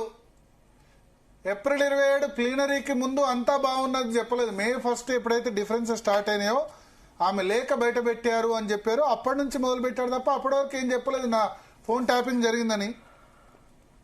అసలు సమస్య వచ్చింది అక్కడి నుంచి. భరత్ గారు, మీరు నేను మనం ప్రజలకు స్పష్టత ఇవ్వాల్సిన అవసరం ఉంది, నిజాలు చెప్పాల్సిన అవసరం ఉంది. మీడియా ద్వారా కూడా కన్ఫ్యూజన్స్ ఉండకూడదు. అసలు వచ్చిన సమస్య అక్కడ ఇవన్నీ జరుగుతున్నప్పుడు వాటిని ప్రశ్నించడానికి ప్రయత్నం చేసినప్పుడు ఇప్పుడు ఎవరైతే కుట్రలు చేసి తప్పించుకుందాం అనుకుంటున్నారో, ఇప్పుడు ఎవరైతే దోషులుగా ఉండి కూడా మేము నిర్దోషులమని ప్రగల్భాలు పలకడానికి ప్రయత్నం చేస్తున్నారో వాళ్ళందరికి సంబంధించిన అంశం అప్పుడు వచ్చింది. కాబట్టి ఇవాళ ప్రజల ముందు నేరస్తులుగా నిలబడేటువంటి సందర్భం వచ్చిన తర్వాత మళ్ళీ మేమేదో నిజాయితీ పరులం అని చెప్పడానికి ప్రయత్నం చేసినట్టుగా కొంతమంది రాజకీయ కార్యకర్తల్ని నాయకులు తీసుకొచ్చి పోలీస్ స్టేషన్ దగ్గర హంగామా సృష్టించే పరిస్థితి చేస్తున్నారే. మీరు నిజాలు తప్పు చేయకపోతే మీరు నిజాయితీని నిరూపించుకోండి, చట్టాన్ని న్యాయాన్ని గౌరవించండి, అక్కడ జరిగినటువంటి ఆ వాస్తవాన్ని చెప్పే ప్రయత్నం చేయండి. ఒకవేళ ప్రభుత్వంలో ఉండి మీరు ఆ పని చేయలేదని అనుకుంటే ఇవాళ తప్పకుండా అధికారులు కానీ చట్టం కానీ న్యాయం కానీ తేలుస్తుంది కదా. మీరు ఎందుకు ముందుగానే స్టేట్మెంట్లు ఇస్తున్నారు? ముందుగానే హడావిళ్ళు ఎందుకు సృష్టిస్తున్నారు? ఎందుకు ప్రజల్ని గందరగోళానికి గురి చేసే ప్రయత్నం చేస్తున్నారు? ఈ రాష్ట్రంలో మీరున్నప్పుడు శాంతి భద్రతలకు భాగమే, ఇప్పుడు మళ్ళీ అధికారం కోల్పోయిన తర్వాత మరో రకంగా ఇక్కడ శాంతి భద్రత విఘాతం కలిగించే ప్రయత్నమా? జనాల సమీకరణ ఎందుకండి? ఎందుకు మనం సామాన్యంగా ఇప్పుడు మీకో నాకో ఒక ఆరోపణ వచ్చింది అనుకోండి, మనం వెళ్ళట్లేదా ఒంటరిగా? మనం వెళ్ళి మాట్లాడమా? వీళ్ళు ఎందుకు జనాన్ని తీసుకొని వెళ్ళి పోలీస్ స్టేషన్ల చుట్టూ తర్వాత గొప్ప కార్యక్రమం చేసినట్టు పార్టీ ఆఫీసుల దగ్గర ఒక హంగామా, తర్వాత కృష్ణార్జుననే టైటిల్స్ పెట్టుకొని సన్మానాలు చేసుకునేటువంటి ఒక గొప్ప కొంచెము అది ఏవగింపుగా ఉంది, ప్రజలు గమనిస్తా ఉన్నారు. ఇటువంటి ఏదో గొప్ప ఇది ఫోన్ ట్యాప్ చేయొచ్చా? ఒక ఆడబిడ్డకు సంబంధించిన అంశం అట్లా చేయొచ్చా? Okay okay okay yes Dilipachari గారు, భారతీయ జనతా పార్టీ స్టాండ్ ఏంది విషయంలో? నమస్తే అండి. మీకు అదేవిధంగా ప్యానెల్లో ఉన్న పెద్దలకి ఇప్పుడే మా పెద్దలు రఘునందన్ రావు గారు చెప్పారు. చాలా విషయాలు డిస్కషన్ జరిగినాయి. మాది ఒకటే స్టాండ్ అండి. మీరు అది కళ్ళకు గట్టినట్టు కనిపిస్తా ఉంది. తెలంగాణ సమాజంలో ఉండే ఏ ఒక్క వ్యక్తిని అడిగినా గానీ టెలిఫోన్ ట్యాపింగ్ జరిగిందనే విషయం అందరూ ఒప్పుకుంటున్నారు. జగమెరిగిన సత్యం ఇది. ఇంకా దీంట్లో ఏమి శశబిషలు లేవు, అనుమానాలు లేవు. ఇంక్లూడింగ్ రఘునందన్ రావు గారు ఇప్పుడే చెప్పినట్టు కేసీఆర్ గారి సొంత బిడ్డనే బయటకు వచ్చి చెప్పింది అల్లుని ఫోన్ కూడా ట్యాప్ చేసిండ్రు అని చెప్పి. కనుక ఎక్కడన్నా ఎవరికన్నా అనుమానాలు ఉన్నాయా, ఎవరైనా బుకాయించడం కోసం ఇంకా ప్రయత్నం చేస్తే అది వాళ్ళ అవివేకం అయితే తప్ప దాంట్లో ఇంకొక అంశమే లేదు. ఖచ్చితంగా ఫోన్ ట్యాపింగ్ జరిగింది. జరిగిన ఫోన్ ట్యాపింగ్ లో బాధ్యులు ఎవరు అనే విషయం నిగ్గు తేల్చాల్సిన అవసరం ఎవరిపైన ఉన్నది? ఈ కాంగ్రెస్ ప్రభుత్వం పైన ఉన్నది. అప్పటి కాంగ్రెస్ నాయకుడు పిసిసి ప్రెసిడెంట్ రేవంత్ రెడ్డి గారు స్వతహాగా ఆయన కూడా ఆరోపణ చేసిండు చాలా సార్లు. నా ఫోన్ ట్యాప్ అవుతుంది, నా ఫోన్ ట్యాప్ అవుతుంది, నా భార్య పిల్లల ఫోన్ ట్యాప్లు కూడా అవుతున్నాయని చెప్పిండు ఆయన స్వతహాగా. మరి ఎందుకు అధికారంలోకి వచ్చిన తర్వాత మీనమేషాలు లెక్క పెడతా ఉన్నారు రేవంత్ రెడ్డి ప్రభుత్వం?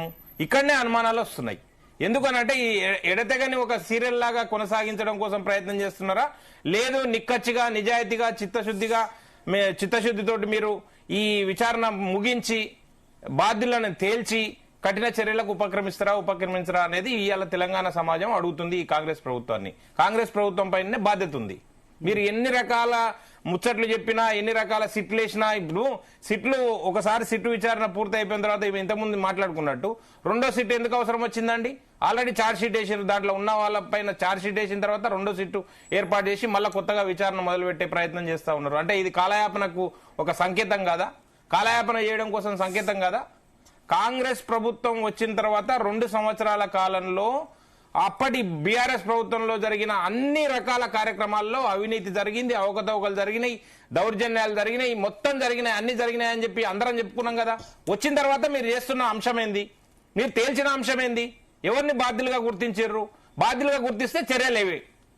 కనుక మేము అంటున్నాం ఏంటంటే, మీరు లోపాయికారి ఒప్పందాలు కుదుర్చడం కోసం కాంగ్రెస్ ప్రభుత్వము బీఆర్ఎస్ పార్టీతో లోపాయికారి ఒప్పందాలు కుదుర్చుకోవడం కోసం కాలయాపన చేయకండి. దీన్ని అడ్డం పెట్టుకుని, ఈ కేసును అడ్డం పెట్టుకుని మీరు లోపాయికారి ఒప్పందాలు కుదుర్చుకుంటున్నారని మేము బలంగా నమ్ముతున్నాం. ఎందుకంటే మేము ఆధారాలు చూపిస్తాం. ఒక్క నిమిషం ఆగండి, ఒక్క నిమిషం. అవును, కవిత చెప్తే మరి మీరేం చేస్తున్నారు? రేవంత్ రెడ్డి గారే చెప్పిందండి. రమ్య గారు మేమేమంటున్నాం అంటే వాళ్ళు వీళ్ళు చెప్పడం కాదు, రేవంత్ రెడ్డి గారే చెప్పిండ్రు. రేవంత్ రెడ్డి గారు చెప్పారు వేయండి, మూడో సెట్ వేయండి, 4వ సెట్ వేయండి, 5 సంవత్సరాల కాలం పుణ్యకాలం కాస్త గడిచిపోతుంది. 100% చెప్తాను నేను చెప్తానండి. లోపాయికారి ఒప్పందాలంటే ఇప్పుడు ఇంత కళ్ళకు కట్టినట్టు ఇంత క్రైమ్ జరిగితే, ఇంత నేరం జరిగితే మీరు ఆ నేరారోపణ చేసిన వాళ్ళు మీరు కూడా ఉన్నారు. నేరారోపణ చేసిన వాళ్ళలో మీరు కూడా ఒక వ్యక్తిలే. ఎందుకు స్పీడప్ అయితే లేదు? కారణాలు ఎందుకు ఎత్తుకుతున్నారు? ఎవరి భుజాల మీద తుపాకి పెట్టి ఎవరినో కాల్చడం కోసం ఎందుకు ప్రయత్నం చేస్తున్నారు?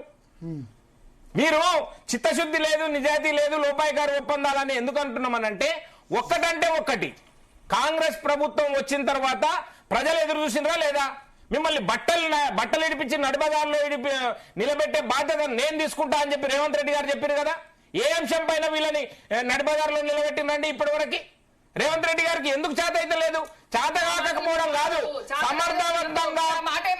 సమర్థవంతంగా చేయడం కోసం సిద్ధంగా ఉంది ప్రభుత్వం లోపల. మేము మీరు కాదండి. ఇప్పుడు ప్రజాకోణంలో ఆలోచన చేయండి, రాజకీయ కోణం అవసరం లేదు. మేము అడుగుతున్నది ప్రజాకోణంలో మీరు చేస్తున్న అంశాలు అనుమానాలకు తావిస్తున్నారా లేదా? ఏడ ఉన్నాయి? ఎందుకు చర్యలు తీసుకుంటలేరు? అంటే ఏమి అవినీతి జరగలేదు? అప్పుడు ఏమైనా కడిగిన ముత్యాలా బీఆర్ఎస్ పార్టీలో ఉన్న వాళ్ళు? నీతి లేకుండా, నియమాలు లేకుండా అధికారం దుర్వినియోగం చేసి, దౌర్జన్యాలు చేసి, అక్రమాలు చేసింది ఆ ప్రభుత్వాన్ని మీరు చేస్తున్నోడికి ఎందుకు చూస్తున్నారు? ఒక విషయం చెప్తున్నానండి. బీఆర్ఎస్ పార్టీలో ఉండే నాయకులు బాజాప్తా మీడియా ముందుకొచ్చి, రోడ్ల మీదకి వచ్చి, తొడలు కొట్టి, మీసాలు తిప్పి, దమ్ముంటే మా మీద చర్యలు తీసుకోండి, లొట్టపీస్ కేసు అని చెప్పి ఇంత దారుణంగా సవాళ్లు చేస్తా ఉంటే చేస్తల్లుడికి చూస్తుంది కాంగ్రెస్ ప్రభుత్వం. ఎందుకు ఈ చేతగాని ప్రభుత్వం ఏం చేస్తుంది? మేమేం చెప్తున్నామనంటే ఇప్పటికీ రమ్య గారు, నేను ఒక విషయం చెప్తున్నా. ఓకే, కాళేశ్వరం గురించే మాట్లాడదాం. కాళేశ్వరం స్కామ్ లో భరత్ గారు వినాలి, తెలంగాణ సమాజం కూడా వినాలి, అందరూ వినాలి. ఈ కాంగ్రెస్ ప్రభుత్వం చేతగాని ప్రభుత్వం అని ఎందుకు అంటున్నామనంటే ఒక్క విషయం చెప్తాను. కాళేశ్వరం ప్రాజెక్టు గురించి రాష్ట్ర ప్రభుత్వము ఒక విజిలెన్స్ కమిటీ వేసింది. విజిలెన్స్ కమిటీ రిపోర్ట్ ఇచ్చింది. 23 మంది అధికారుల పైన చర్యలు తీసుకో. ఎందుకు మాట్లాడుతున్నాండి మీరు? నేను మాట్లాడినాక మాట్లాడండి. నేను మాట్లాడినాక మాట్లాడండి. నేను ఏం మాట్లాడుతున్నా తెలియకపోతే మీరు ఎట్లా మాట్లాడతారు? నేను మాట్లాడిన విషయం సమాధానం చెప్పండి. ఒక్క నిమిషం. విజిలెన్స్ కమిటీ రిపోర్ట్ ఇచ్చింది కాళేశ్వరం పైన. 23 మంది అవినీతి అధికారులు ఉన్నారు, వారి మీద చర్యలు తీసుకోండి, 7 మంది పైన క్రిమినల్ చర్యలు తీసుకోండి అని చెప్పి విజిలెన్స్ కమిటీ రాష్ట్ర ప్రభుత్వం ఆధ్వర్యంలోని విజిలెన్స్ కమిషన్ ఒక రిపోర్ట్ ఇచ్చింది. మీరు ఏం చేసిందండి? వారి మీద చర్యలు తీసుకోకపోగా దాంట్లో 18 మంది మీద చర్యలు తీసుకోమని చెప్తే 6 మందికి ప్రమోషన్లు ఇచ్చింది ప్రభుత్వం, కాంగ్రెస్ ప్రభుత్వం. మీరు అవినీతి పైన చర్యలు తీసుకుంటారంటే మమ్మల్ని నమ్మమంటారా? మీరు ఈ రోజు కాళేశ్వరంలో అవినీతి జరిగిందని చెప్పి మీరు వేసిన విజిలెన్స్ కమిటీ నివేదిక ఇస్తే వారికి ప్రమోషన్లు ఇచ్చి సత్కరిస్తారా? ఏం సమాధానం చెప్తారు? ప్రజలకు సమాధానం చెప్పండి. మా మీద గొంతెత్తి అరిసి మమ్మ గొంతు నొక్కడం కోసం ప్రయత్నం చేస్తే దానివల్ల ఉపయోగం లేదు. మీరు ప్రజలకైనా కనీసం సమాధానం చెప్పండి. ఎందుకు చెప్పలేకపోతున్నారు? మీరు కాళేశ్వరం గురించి ఆడ వెక్కిరిస్తా ఉంది కదా, గోదావరిలో పోసిన 1,00,000 కోట్లు అని చెప్పిర్రు, అవి వెక్కిరిస్తున్నాయి కదా తెలంగాణ సమాజాన్ని. ఎందుకు వారిపైన చర్యలు లేవు? బాధ్యుల పైన అరే ఒక్క అనుకోకుండా ఏసీబీ కేసు పెట్టి ఆ కాళేశ్వరం ప్రాజెక్టులో పని చేసిన అధికారి పైన ఏసీబీ రైడ్ జరిగితే 100 కోట్ల రికవరీ జరిగింది భరత్ గారు. ఒక్క అధికారి పైన ఏసీబీ రైడ్ జరిగితే 100 కోట్ల రూపాయల అవినీతి సొమ్ము కట్టలుగా మన ముందుకు నిలబడ్డాయి. మీరు ఏం చర్యలు తీసుకున్నారు? ఎవరి మీద చర్యలు తీసుకున్నారు? కనీసం ఒక సస్పెన్షన్ లేదండి. ఆ ప్రభుత్వంలో పనిచేసిన అధికారుల పైన ఒక్కటంటే ఒక్క సస్పెన్షన్ జరగలేదు ఇప్పటి వరకు. అదే కాంట్రాక్టర్లు ఉన్నారు, కాళేశ్వరం ప్రాజెక్టులో పనిచేస్తున్న కాంట్రాక్టర్లే ఇప్పుడు మళ్ళీ మెగా రూపంలో వచ్చి కోడంగల్ లిఫ్ట్ ఇరిగేషన్ ఎత్తిపోతల పథకంలో ఆయన జబ్బా విరుచుకొని కాంట్రాక్ట్ పని చేస్తా ఉన్నాడు. ఎట్లొస్తున్నాయి వాళ్ళకి? లోపాయికారి ఒప్పందాలు కావా ఇప్పుడు? అప్పుడు అదే కాంట్రాక్టర్లు ఉంటారు, ఇప్పుడు ఇదే కాంట్రాక్టర్లు ఉంటారు. దీనికి లోపాయికారి ఒప్పందం అన్నారా? సరే, ఇప్పుడు నేను బీఆర్ఎస్ తో ఏం లోపాయికారి ఒప్పందం అంటున్నా? నేను అదే చెప్తున్నానండి. బీఆర్ఎస్ ప్రభుత్వంలో పనిచేసిన కాంట్రాక్టర్లు కాంగ్రెస్ ప్రభుత్వంలో పనిచేసిన నేను చెప్పాలా, కాంట్రాక్టర్లు ఎవరికి పైసలు ఇస్తే వాళ్ళు ప్రభుత్వాలు తీసుకుంటారు. అంటే ఆ ప్రభుత్వంలో తీసుకున్నారు. సింపుల్. ఇప్పుడు మెగా ఇంజనీరింగ్ కంపెనీ ఉంది, అది బీజేపీకి పైసలు ఇస్తుంది, బీఆర్ఎస్ పైసలు ఇస్తుంది, కాంగ్రెస్ పైసలు ఇస్తుంది. మీరు అందరి దగ్గర స్కామ్ అన్నారు, బర్రెల స్కామ్ అన్నారు, రింగ్ రోడ్ స్కామ్ అన్నారు, కాళేశ్వరం స్కామ్ అన్నారు. కాళేశ్వరం ఇస్తే మీకు చేయకపోయి ఎవరినన్నా తీసుకొని వచ్చి కాళేశ్వరం మీ చేతికి ఇస్తే సిబిఐ మీకు చేయకపోయి రఘునందన్ రావు గారు చెప్పారు కదా, అదేం అడ్డక్కలేదు. ఈ కేసులలో మరి ప్రభాకర్ రావు ఏడాది లేడు, వచ్చిన తర్వాత మీరు కాదండి రమ్య గారు, అన్ని ఆధారాలు మీరు అక్కడ ఇక్కడ కాదండి, నాగోల్ పోదాము. నాగోల్లో మూసీ నదిలో అప్పటి ప్రభుత్వం ట్యాప్ చేస్తే భరత్ గారు నాగోలు మూసీ నదిలో వెక్కిరిస్తున్నాయండి. ఆ పరికరాలను తీసుకుపోయి అక్కడ ధ్వంసం చేసిర్రు అప్పటి ప్రభుత్వంలో. అవి కూడా మీ కళ్ళ కట్టినట్టు దొరికినాయి కదా. దొరికిన వాటిని ఏం చేస్తున్నారు? ఎందుకు చేయలేకపోతున్నారు? అరే ఆధారాలు కాంగ్రెస్ కూడా టైం తీసుకుంటుంది వాళ్ళ కేసులో. మీరు టైం కాదు, ఆధారాలు దొరికినాయి, నేరారోపణ జరిగింది, నేరం రుజువైంది, అందరం చెప్పినాం, అందరం బాధితులమే. మేమందరం, మీరొక్కరే కాదు బాధితులు. కాంగ్రెస్ పార్టీలో ఉన్న వాళ్ళు బాధితులే, ఆ రోజు భారతీయ జనతా పార్టీలో ఉన్న వాళ్ళు బాధితులే, అందరూ బాధితులే. ఎందుకు చర్యలు తీసుకుంటలేరు 2 సంవత్సరాల నుంచి అని అడుగుతున్నాం. అరే అక్కడ పరికరాలు ధ్వంసం చేసి అక్కడ మూసీ నదిలో పడేస్తే ఆ పరికరాలను స్వాధీనం చేసుకున్నది సిట్టు. ఎవరు తీసుకొని వచ్చారు ఈ పరికరాలని, ఎవరు ధ్వంసం చేసిందని చెప్పి వారి మీద చర్యలు తీసుకోరా అండి? ఎందుకు ఆ క్రిమినల్స్ తో అడ్డగావడం కోసం ప్రయత్నం చేస్తూ ఉన్నారు? డాటా చూసుకోవద్దా? ఎన్ని రోజులు చూసుకుంటారు? అరే మీకు ఇచ్చిన సమయం ఏంటండి? పుణ్యకాలం కాస్త ఖర్చుపోయింది 2 సంవత్సరాలు. ఇంకా మీకు ఎంత అవకాశం ఉంది? 3 సంవత్సరాలు ఉంది మీకు అవకాశం. మళ్ళీ ఎన్నికల అవకాశం వస్తుంది. ఏం చేస్తారు? కాళేశ్వరం ప్రాజెక్ట్ లో ఏం జరిగిందో భరత్ గారు ఏం చెప్పాలా అండి? మీ విచారణలో కాళేశ్వరం కమిషన్ కు సంబంధించి పీసీ ఘోష్ గారు కమిషన్ వేసినప్పుడు 6 నెలల లోపల రిపోర్ట్ ఇవ్వాలని చెప్పి పీసీ ఘోష్ గారు కమిషన్ వేసారు. 3 సార్లు పొడిగిచ్చిర్రండి. 18 నెలల కాలాన్ని పుణ్యకాలాన్ని కాస్త ప్రొలాంగ్ చేసిర్రు. ఏం సమాధానం చెప్తారండి? ఒక్కదానికి కూడా మీకు స్పష్టంగా నిజాయితీగా చిత్తశుద్ధితో సమాధానం చెప్పే దమ్ము లేదు. ఉట్టిగా ఆరోపణలు చేయకండి. నేను అడిగిన దానికి ఒక్కదానికి మీ దగ్గర సమాధానం దిలీపాచారి గారు ఒక్క నిమిషం రమారావు గారు ఇప్పుడు చెప్పండి. మీ అమిత్ షా గారు, మీ మోడీ గారు, మన మోడీ గారు మీ రేవంత్ రెడ్డి గారు అంటున్నారు. మేము కూడా అట్లా అంటాం. మా ముఖ్యమంత్రి కాదు, మా ముఖ్యమంత్రి కాదంటున్నా. తెలంగాణలో ఉన్నప్పుడు మా ముఖ్యమంత్రి, దేశంలో ఉన్నప్పుడు మన మోడీ గారు, రేవంత్ రెడ్డి గారే అంటున్నారు మా మోడీ గారు అని. మీరేమో మీ మోడీ గారు అంటున్నారు. రేవంత్ రెడ్డి గారు కరెక్టా, రమ్యారావు గారు కరెక్టా? రేవంత్ రెడ్డి కరెక్టే, రమ్యారావు కరెక్టే. ఎందుకు రేవంత్ రెడ్డి గారేమో మా మోడీ అంటున్నారు, మీరేమో మీ మోడీ అంటున్నారు. ప్రధానమంత్రిని మా మోడీ అంటాం. మీ మోడీ అనడం కాదు, చెప్తున్నాను. అది కాదండి, నేను అంటున్నారు ఏంటంటే నిర్దిష్టంగా మీ దగ్గర సమాధానాలు ఉంటే చెప్పండి. మా మీద మీరు మా గొంతు నొక్కడం కోసం ప్రయత్నం చేస్తే మేమేమో దానికి ఆన్సరబుల్ గా ఉండం. మేము నిర్దిష్టంగా కనీసం ఒక్కరికంటే ఒకరికి భయమన్నా ఉండాలి కదండి. ఫర్దర్ గా ఏదన్నా నేరం జరగవద్దు, క్రైమ్ జరగకూడదు అనుకుంటే విజిలెన్స్ కమిటీ రిపోర్ట్ ఇచ్చిన వారిపైన ఎందుకు చర్యలు తీసుకోలేదండి? దానికి ఏం అడ్డంకులు వచ్చినాయి? ఎవడు కొట్టుకోయిండు? అరే విజిలెన్స్ కమిటీ 23 మంది అధికారుల పైన చర్యలు తీసుకోమని చెప్తే వారికి పదోన్నతులు ఇచ్చి పెద్ద పెద్ద కుర్చీలో ఎట్లా వదిలేస్తాము? ఫోన్ ట్యాపింగ్ కూడా అదేనండి. ఫోన్ ట్యాపింగ్ లో కూడా నేను అదే చెప్తున్నా. బీఆర్ఎస్ ప్రభుత్వంలో జరిగిన ప్రతి అవకతవకల లోపల ఈ రోజు కాంగ్రెస్ ప్రభుత్వం రూపాయి గారు ఒప్పందం కుదుర్చుకున్నది. అందుకనే నడక జరుగుతుంది. మన కళ్ళ ముందర కనిపిస్తారు రమ్యారావు గారు. మీరు మమ్మల్ని నిరూపించడం అని కాదు. ఎందుకు ఒప్పందం అని చెప్పడానికి బహిరంగ ఒప్పందాలు వేసుకున్నారు. బహిరంగ ఒప్పందాలు వేసుకున్నారు.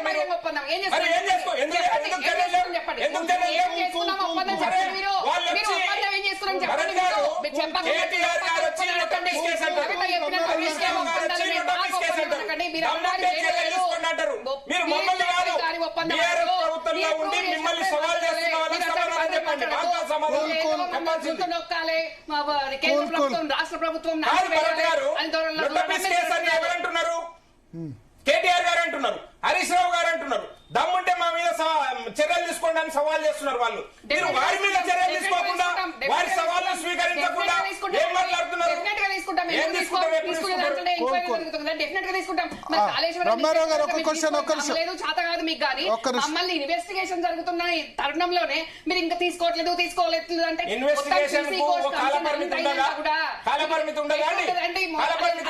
ధ్వంసం చేసినాక ఒక్కొక్కటి కరెక్ట్ చేసుకోవాలి. 100,000 మందిని అక్కడ విచారించాల్సిన అవసరం ఉంది. రమ్యారావు గారు ఒక్క నిమిషం దిలీపాచారి గారు రమ్యారావు గారు ఒక ఎంక్వైరీ చేయడానికి రమ్యారావు గారు ఒక్క నిమిషం ఉంటదండి. ఏం మాట్లాడుతున్నారు? రమ్యారావు గారు నా క్వశ్చన్ ఒకటి, కవిత ఫోన్ ట్యాపింగ్ జరిగిందన్నది వాస్తవమా?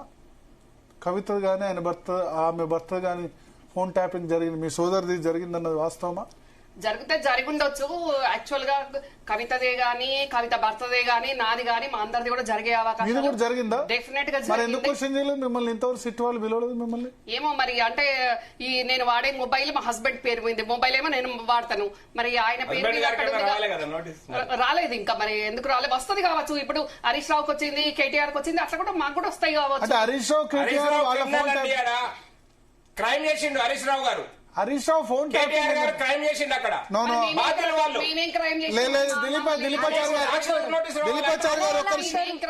దిలీపాచారి గారు చట్టం ముందు ప్రూవ్ గాంది మన క్రిమినల్ క్రైమ్ జరిగింది అంటున్నాం. వాళ్ళు క్రిమినల్స్ బాధ్యులు అంటున్నాం. సారీ, నేను క్రిమినల్ అన్నందుకు నేను ఎక్స్క్యూజ్ అడుగుతున్నా. క్రైమ్ జరిగింది, ఆ క్రైమ్ కు బాధ్యులని ఆరోపణ చేస్తున్నాను. నేను అదే చెప్తున్నాను, ఓపెన్ గా చెప్తున్నా. భరత్ గారు నాకేం సెజబిషన్ లేవు, నాకేం భేషజాలు లేవు. నేను క్రిమినల్ అన్నాను. అపాలజీ. ఒక నిమిషం, మీరు అన్నారు కదా మీ ఫోన్ ట్యాపింగ్ జరిగింది అంటే మీ హస్బెండ్ పేరు మీద మీ ఫోన్ ఉంది కాబట్టి మీ ఫోన్ కూడా ట్యాపింగ్ జరిగింది. ఎందుకు మీ ఫోన్ ట్యాప్ చేయాల్సిన అవసరం ఏంది? డెఫినెట్ గా చేస్తారు. పార్టీల కుటుంబంలో కలిసి ఉన్న కవితదే చేసినప్పుడు నేను కాంగ్రెస్ లో ఉన్నా బయట చేస్తారు కదా. ఇక్కడ ఒకటండి, భరత్ గారు వెరీ క్లియర్ గా ప్రజలకు కూడా తెలియాల్సిన అవసరం అందరికి కూడా తెలుసు. ఇప్పుడు చాలా పెద్ద మేధావులు అందరూ, శరత్ గారు, రగన్న, వీళ్ళందరూ కూడా మాట్లాడినరు. సెక్షన్ లేంది, యాక్ట్ అయింది, అవన్నీ మాట్లాడినరు. నేను ఒకటే సింపుల్ గా చెప్పదలుచుకున్న విషయం ఏంటంటే, ఫోన్ ట్యాపింగ్ చేయడానికి కూడా ఇప్పుడు అన్నట్టు దేనికైనా ఒక పరిమితి, లిమిటేషన్ ఉంటది. అయితే 60 రోజులు చేయాలి, లేకుంటే 180 రోజులు 6 నెలలు చేయాలి. కానీ మొత్తం 10 ఏళ్ల కాలం మొత్తం ఎవరి మీద పడితే వాళ్ళ మీదనే అరించి వేయడానికి, అనగదొక్కడానికి, అధికారంలోకి రావడానికి దేనికోసం చేస్తారండి ఫోన్ ట్యాపింగ్? పబ్లిక్ సేఫ్టీ కోసం చేస్తారు, పబ్లిక్ ఎమర్జెన్సీ కోసం చేస్తారు, స్టేట్ సేఫ్టీ కోసం చేస్తారు. కానీ ఇక్కడ వ్యక్తులను అనగదొక్కడానికి, రాజకీయ కక్ష సాధించడానికి, పర్సనల్ ప్రభుత్వ సేఫ్టీ కోసం చేశారు. ప్రభుత్వ సేఫ్టీ కోసం, ప్రభుత్వ సేఫ్టీ అంటే ఇప్పుడు ప్రభుత్వ సేఫ్టీ చేస్తే ఇప్పుడు మా ఫోన్లు ట్యాప్ అయినాయి అన్న వాళ్ళం మేమేమన్నా క్రిమినల్స్ మా, మేమేమన్నా కుటుంబ సభ్యులం, మీ క్రిమినల్స్ మా. ఏం చేశారు మీరు? మీ బాబాయ్ ప్రభుత్వాన్ని కూలగొట్టింది మీరు కూడా ప్రయత్నం చేశారు. మేమెందుకు చేసినామంటే కూలగొడదామని ప్రయత్నం చేసింది వీళ్ళు అని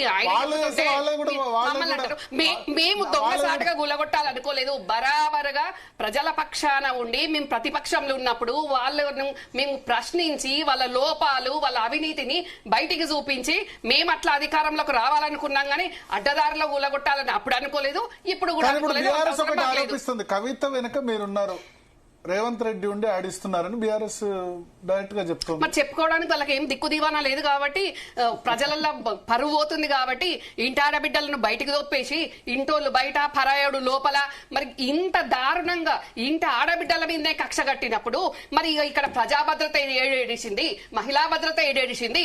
మళ్ళా కవిత చేసుకుంటుంది పని. నేను ఆల్రెడీ ముందే కాంగ్రెస్ లో నేను చేసుకుంటుంటే మరి నా వెనక రేవంత్ అని ఉన్నాడంటే బరాబర్ ఆయన నా ముఖ్యమంత్రి తప్పించుకోవడానికి, డైవర్ట్ చేయడానికి. కల్వకుట్ల సిస్టర్స్ ఇద్దరు ఒకటే పార్టీలోకి వస్తారేమో, త్వరలో ఒకటే పార్టీలో చేరుతారేమో. కవిత కూడా కాంగ్రెస్ లో చేరుతుందేమో. రాజకీయాల్లో ఎవరు ఎక్కడైనా ఉండొచ్చు, వాళ్ళు ప్రత్యేక పార్టీలు పెట్టుకోవచ్చు, కాంగ్రెస్ కి రావచ్చు, బీజేపీ కావచ్చు, అది వేరే అంశం. కానీ మేము దేశద్రోహమా, మేము చేసేది రాజద్రోహమా, దేనికోసమని మమ్మల్ని మా ఫోన్లు ట్యాప్ చేయాల్సిన అవసరం ఏంది? అంత అపనమ్మకం ఏంది? అంటే కుటుంబం కష్టాలలో ఉన్నప్పుడు ఆడబిడ్డలు అండదండగా ఉండాలి, అన్ని రకాలుగా సహకరించాలి. కానీ అధికారం అడిగినందుకు అనగదక్కడాని కోసం మాత్రం ఫోన్ ట్యాపింగ్లు చేస్తారు, ప్రశ్నిస్తే చేస్తారు. మరి ఇది ఎంతవరకు న్యాయం? ఇట్లాంటి వాళ్ళు 10 సంవత్సరాలు అధికారంలో ఉండి మళ్ళీ ఇంకొకసారి కూడా అధికారం రావడానికి కోసము కుటుంబ సభ్యుల చేస్తుంది, బయట వాళ్ళ చేస్తుంది, లాస్ట్ కి ఈవెన్ జడ్జిలది కూడా చేస్తుంది. అంతేమొచ్చింది? జడ్జిల ఫోన్ ట్యాప్ చేసేంత అవసరం ఏమొచ్చింది? బాలరాజ్ యాదవ్ గారు, బీఆర్ఎస్ బాలరాజ్ యాదవ్ గారు ఏమన్నంటే కవిత మీరు ఒకటి, కవిత మీరు ఒకటి అంటారా? మీరు ఇంట్లో వ్యక్తుల ఫోన్లు కూడా ట్యాప్ చేస్తారా? భరత్ గారు ముందుగా డిఎన్ఏకి, అదేవిధంగా రమ్యారావు గారికి, కాంగ్రెస్ పార్టీ ప్రతినిధి రమ్యక్క వినండి రమ్యక్క గారికి, అదేవిధంగా మా దిలీప్ అచారి గారికి, ఇస్మాయిల్ గారికి నమస్కారం.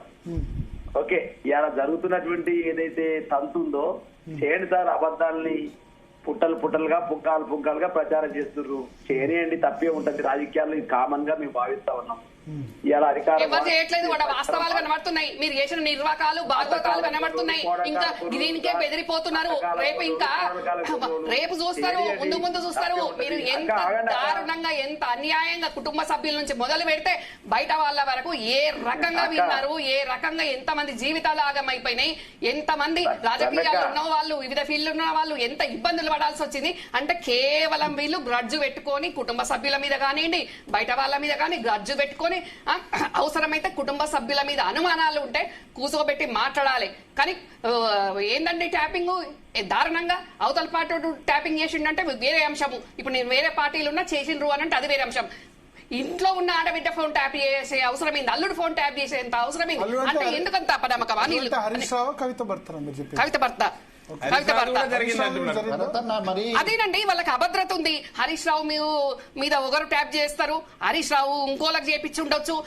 ఇలా నిందితులు ఉన్నారు, బాధితులు ఉన్నారు, అన్ని రకాలుగా ఉన్నారు. అంటే ఎందుకు ఇంత అభద్రత? వీళ్ళు ట్యాపింగ్ చేసే అవకాశం నలుగురు అవకాశం. ఒక కేసీఆర్ ట్యాపింగ్ చేస్తే లిమిటెడ్ గా చేయాలి, ఒక కేసీఆర్ ఆర్డర్ ఇవ్వాలి. అంతే ఎవరికి వాళ్ళు స్వేచ్ఛగా. 2018 లో హరీష్ రావు గారు ఫోన్ ట్యాపింగ్ కూడా జరిగిందని మన పోలీసులు లీక్ ఇచ్చారు. ఆ విషయం పోలీసులు లీక్ అంటే ఓకే అన్నా, కానీ అలా మౌత్ పీసు లాగా వ్యవహరించి నిన్నటి దాకా ఆయన మౌత్ పీసు లాగా ఉన్న మేధావి ముసుగులో ఉన్న వాళ్ళు కూడా చెప్తున్నారు కదా. అంటే ఫోన్ ట్యాపింగ్ జరిగిందని వాళ్ళే ఒప్పుకుంటున్నారు కదా. ఒప్పుకుంటున్న వాళ్ళని కూడా తెలిసి కూడా ఇంకా మనము దాపరికాలు ఎందుకన్నా ఉన్నట్టు మాట్లాడి ఏం జరిగిందో చెప్పేసి ఎవరి దోషులు తేల్చేస్తే అయిపోతుంది కదా.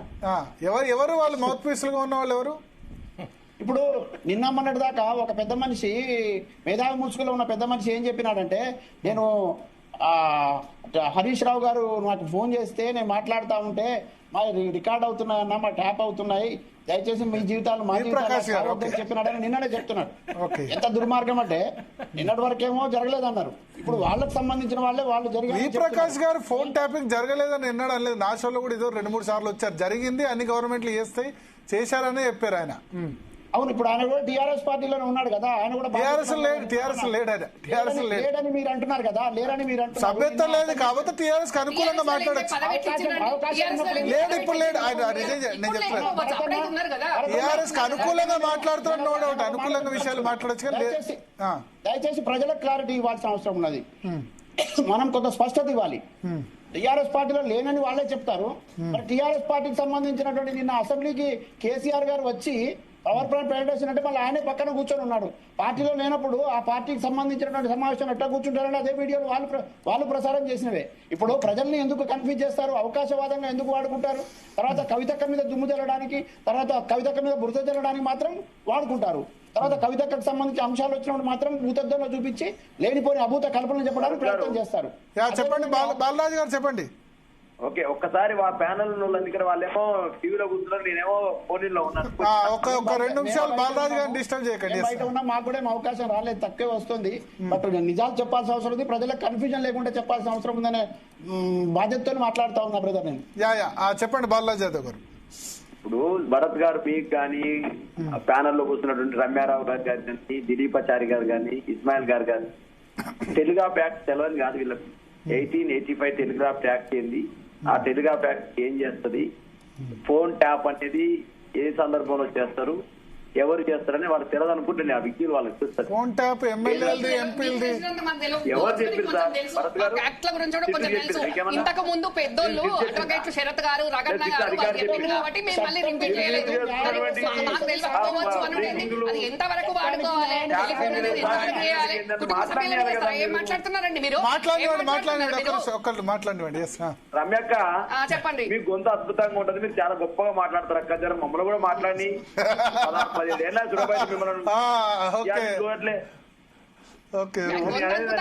మా బాధ, మా ఆవేదన అంటే ఇట్లా లేదు. ఆవేదన ఏం ఆవేదన ఉంది మీకు? అధికారం లేదనే ఆవేదన ఉంది, ఆవేదన ఉంది. మీకు ఏం ఆవేదన ఉంది? 10 ఏళ్ళ అధికారం నుండి అడ్డగోలు వ్యవహారం చేసి కూడా దేనికి ఆవేదన ఉంది? మళ్ళీ అధికారంలో లేదనే ఆవేదన, దేనికి ఆవేదన ఉంది? మీరు మీకు ఆవేదన ఉంది, మాకు లేదా? తెలంగాణ రాష్ట్రం కోసం కొట్లాడినటువంటి ఉద్యమ సింహాలైనటువంటి హరీష్ రావు గారిని, కేటీఆర్ గారిని లేదా? మా పార్టిసిపేషన్ లేదా? అంటే ఇప్పుడు సిట్టు పిలిచిన వాళ్ళే ఉద్యమ కొదవ సింహాలు మేమేం కాదా? మేము కాదా? మాట్లాడుతున్నారు ప్రజలు పడుతున్న బాధలు మీ బాధలు కావు, మీ బాధలే బాధలా? మా బాధలే బాధ అంటే మేము ప్రజలలో కాదా? మేము ప్రజలలో లేమా? మేము తులం బంగారం కాక బాధపడుతుర్రు, 2 లక్షల ఉద్యోగాలు రాక బాధపడుతుర్రు, నిరుద్యోగ వృత్తి రాకుండా బాధపడుతుర్రు, నిరుద్యోగ క్యాలెండర్ లేక బాధపడుతుర్రు, ఇవాళ స్కూటీలు రాక బాధపడుతుర్రు, నీళ్లు రాక బాధపడుతుర్రు, వీడియో రాక బాధపడుతుర్రు. ఈ బాధ రమ్యక్క, ఈ బాధ మీద మాట్లాడు నువ్వు. నీ బాధ నా బాధ ఎందుకంటే మీ బాధ కాదు. 10 ఏళ్ళు అవినీతి చేసి దోసుకున్నారు. అవినీతి బయటకు వస్తుందా? ప్రజలు ఎదురు చూస్తున్నారు. ఇది ఇయ్యలేదు, అది ఇయ్యలేదు అనేది ఏం చూడట్లేదు. మీకంటే చాలా బ్రహ్మాండంగా ఇస్తున్నాం. మీరు లక్షల కోట్ల అప్పులు చేసి తాటికాయలు నెత్తి మీద పెట్టిపోయి వడ్డీలు కట్టలేని పరిస్థితుల్లో ఉండి కూడా మేము చేస్తున్నాము. మీరు ఏదో బుర్ర చల్లాలి, ఏదో వేయాలి అని ఇష్టం మాట్లాడి దీని మీద మాట్లాడు, దాని మీద మాట్లాడు. నేను దేని మీద మాట్లాడను నాకు తెలుసు. మేము ప్రతిపక్షంలో ఉన్నా, ప్రజాపక్షంలో ఉన్నా, ప్రజల ప్రభుత్వంలో ఉన్నా, ప్రజల కోసం మీ లెక్క అధికారం కోసము యావబడి మేము లేము. మీది నాది కాదు. రమ్య గారు ఒక్క నిమిషం బాలరాజు యాదవ్ గారు కంప్లీట్ చేయండి. మరి ఎట్లా అంటున్నారండి? మేము ఆడబిడ్డలము ప్రజలలో ఉన్నట్టు కదా, తెలంగాణ ఆడబిడ్డలం కదా, తెలంగాణ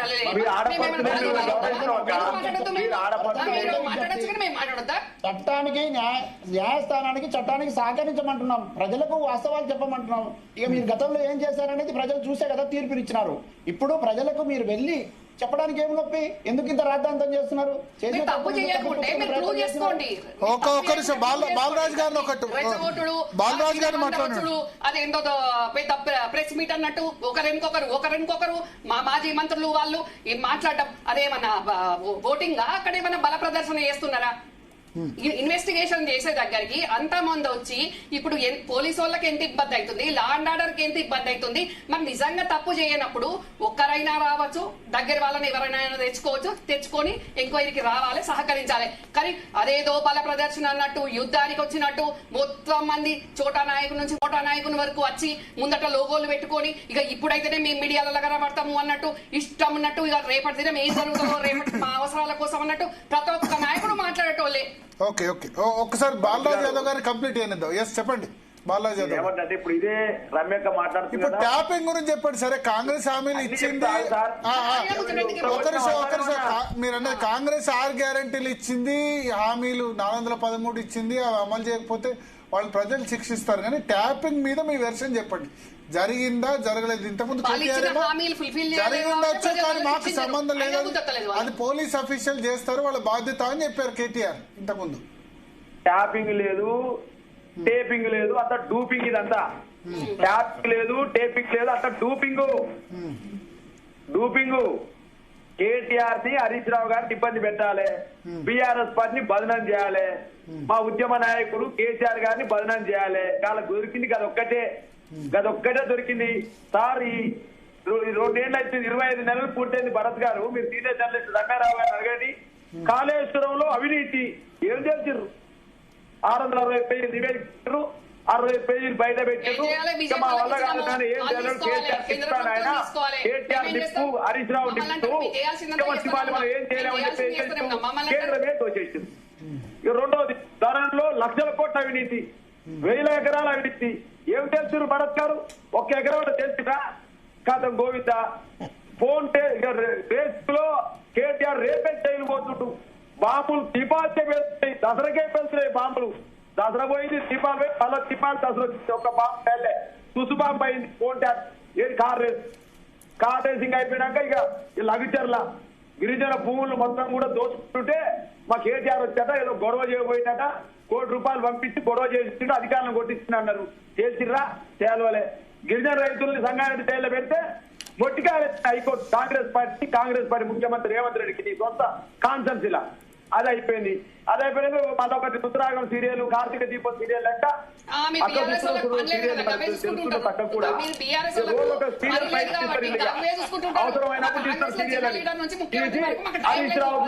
ఆలోచిస్తాం కాబట్టి మాటలు రావు మీకు. ఆ అలవాట్లు మీకున్నాయి కాబట్టి మీరు ఋతురాగాలు, చక్రవాకాలు, ఇంకో వాకాలు, సెలబ్రిటీల ఈ సినిమా వాళ్ళ ట్యాపింగ్లు అవన్నీ చూస్తారు కాబట్టి అవి మీకు అలవాట్లు. మాకు అలవాట్లు మరి ఏం మాట్లాడుతున్నారు?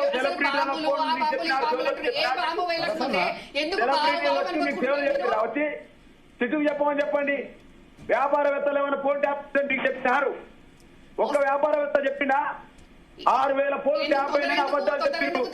ఒక ఫోన్ ట్యాప్ అయినా ఒక వ్యాపారవేత్త, ఒక సినీ నిర్మాత, ఒక సినీ సంబంధించిన నటి చెప్పిరా? కేటీఆర్ బదనం చేసుకుంటూ కూర్చోవడం మీకు ఒక పరిపాటి అయినా? అది హరీష్ రావు మీద మాట్లాడే పరిపాటి అయిపోయినా? అది ఇప్పుడు నేను చెప్తున్నాను, జాగ్రత్త, తస్మాత్ జాగ్రత్త. హరీష్ రావు పైన, కేటీఆర్ పైన ఏదైనా మాట్లాడితే ఈ రాష్ట్రంలో ఉండరు. మీరు ఏమనుకుంటారు? ఏమనుకుంటారు? ఏం మాట్లాడుతున్నారు? మీరు తామస్ అవుతుందా? కేసీఆర్ అంటే హరీష్ రావు అంటే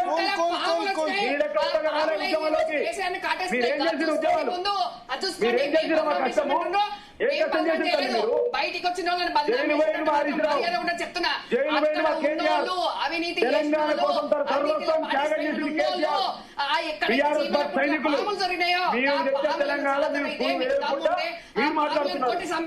తెలంగాణ ఆగం చేస్తున్నారు, మీరు బాగుంటది. ఆగవాగం చేస్తున్నారు తెలంగాణను. ఎవరు ఆగం చేస్తున్నారు? మీరు ఆగం చేసిండ్రు. మంది ఒక్క టెండర్ 17 మంది వచ్చి టెండర్ కోసం 17 మంది కిషన్ రెడ్డి చెప్పిన మాట నేను చెప్పిన మాట మాట్లాడుకున్నాము. ఈ అంశం కాదండి, ఇది ప్రజలకు సమాధానం చెప్పాల్సిన అవసరం ప్రజలకు చెప్పాల్సింది ప్రభుత్వం చెప్పాలి కదా. ప్రభుత్వం అధికారులు ప్రభుత్వం చెప్పాలి. దొంగ నాటకాలు ఆడుకుంటా ట్యాపింగ్ అని టేపింగ్ అని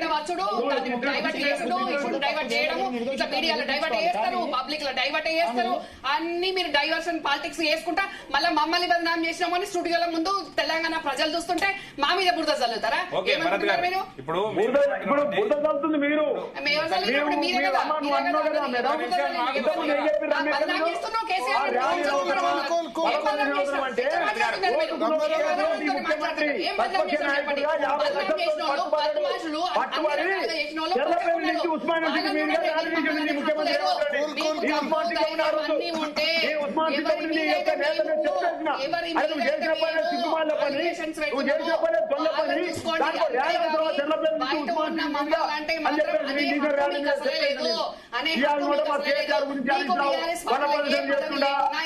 నిరూపణ చేస్తుందని మాట్లాడుతుంది మా అక్క గారు. మాట్లాడక మాట్లాడి నవీన నాపచేనే పంటలు ఆగండి, అన్ని పంచాయని నవీన నాపచేనే పంటలు ఎన్నో విమర్శలు చేయండి, అబద్ధాలు మాట్లాడుతున్నారు మాట్లాడండి. ఏం మాట్లాడుతున్నారు మీరు? మీరు మాట్లాడుతున్నారు మీ నాయకుడి గురించి మీ ఏమన్నా పొగుడుకోండి, ఏమన్నా ప్రశంసించుకోండి, కానీ మమ్మల్ని బదనాం చేస్తున్నాము అది ఇది అని ఇష్టం ఉన్నట్టు అడగోలు మాట్లాడంటే పడడానికి చెప్పండి. ఇందో లేడిపోయింది ఫోన్ ట్యాపింగ్, ఇందో లేడిపోయింది ఫోన్ ట్యాపింగ్ అంటున్నా. అంటే మీరు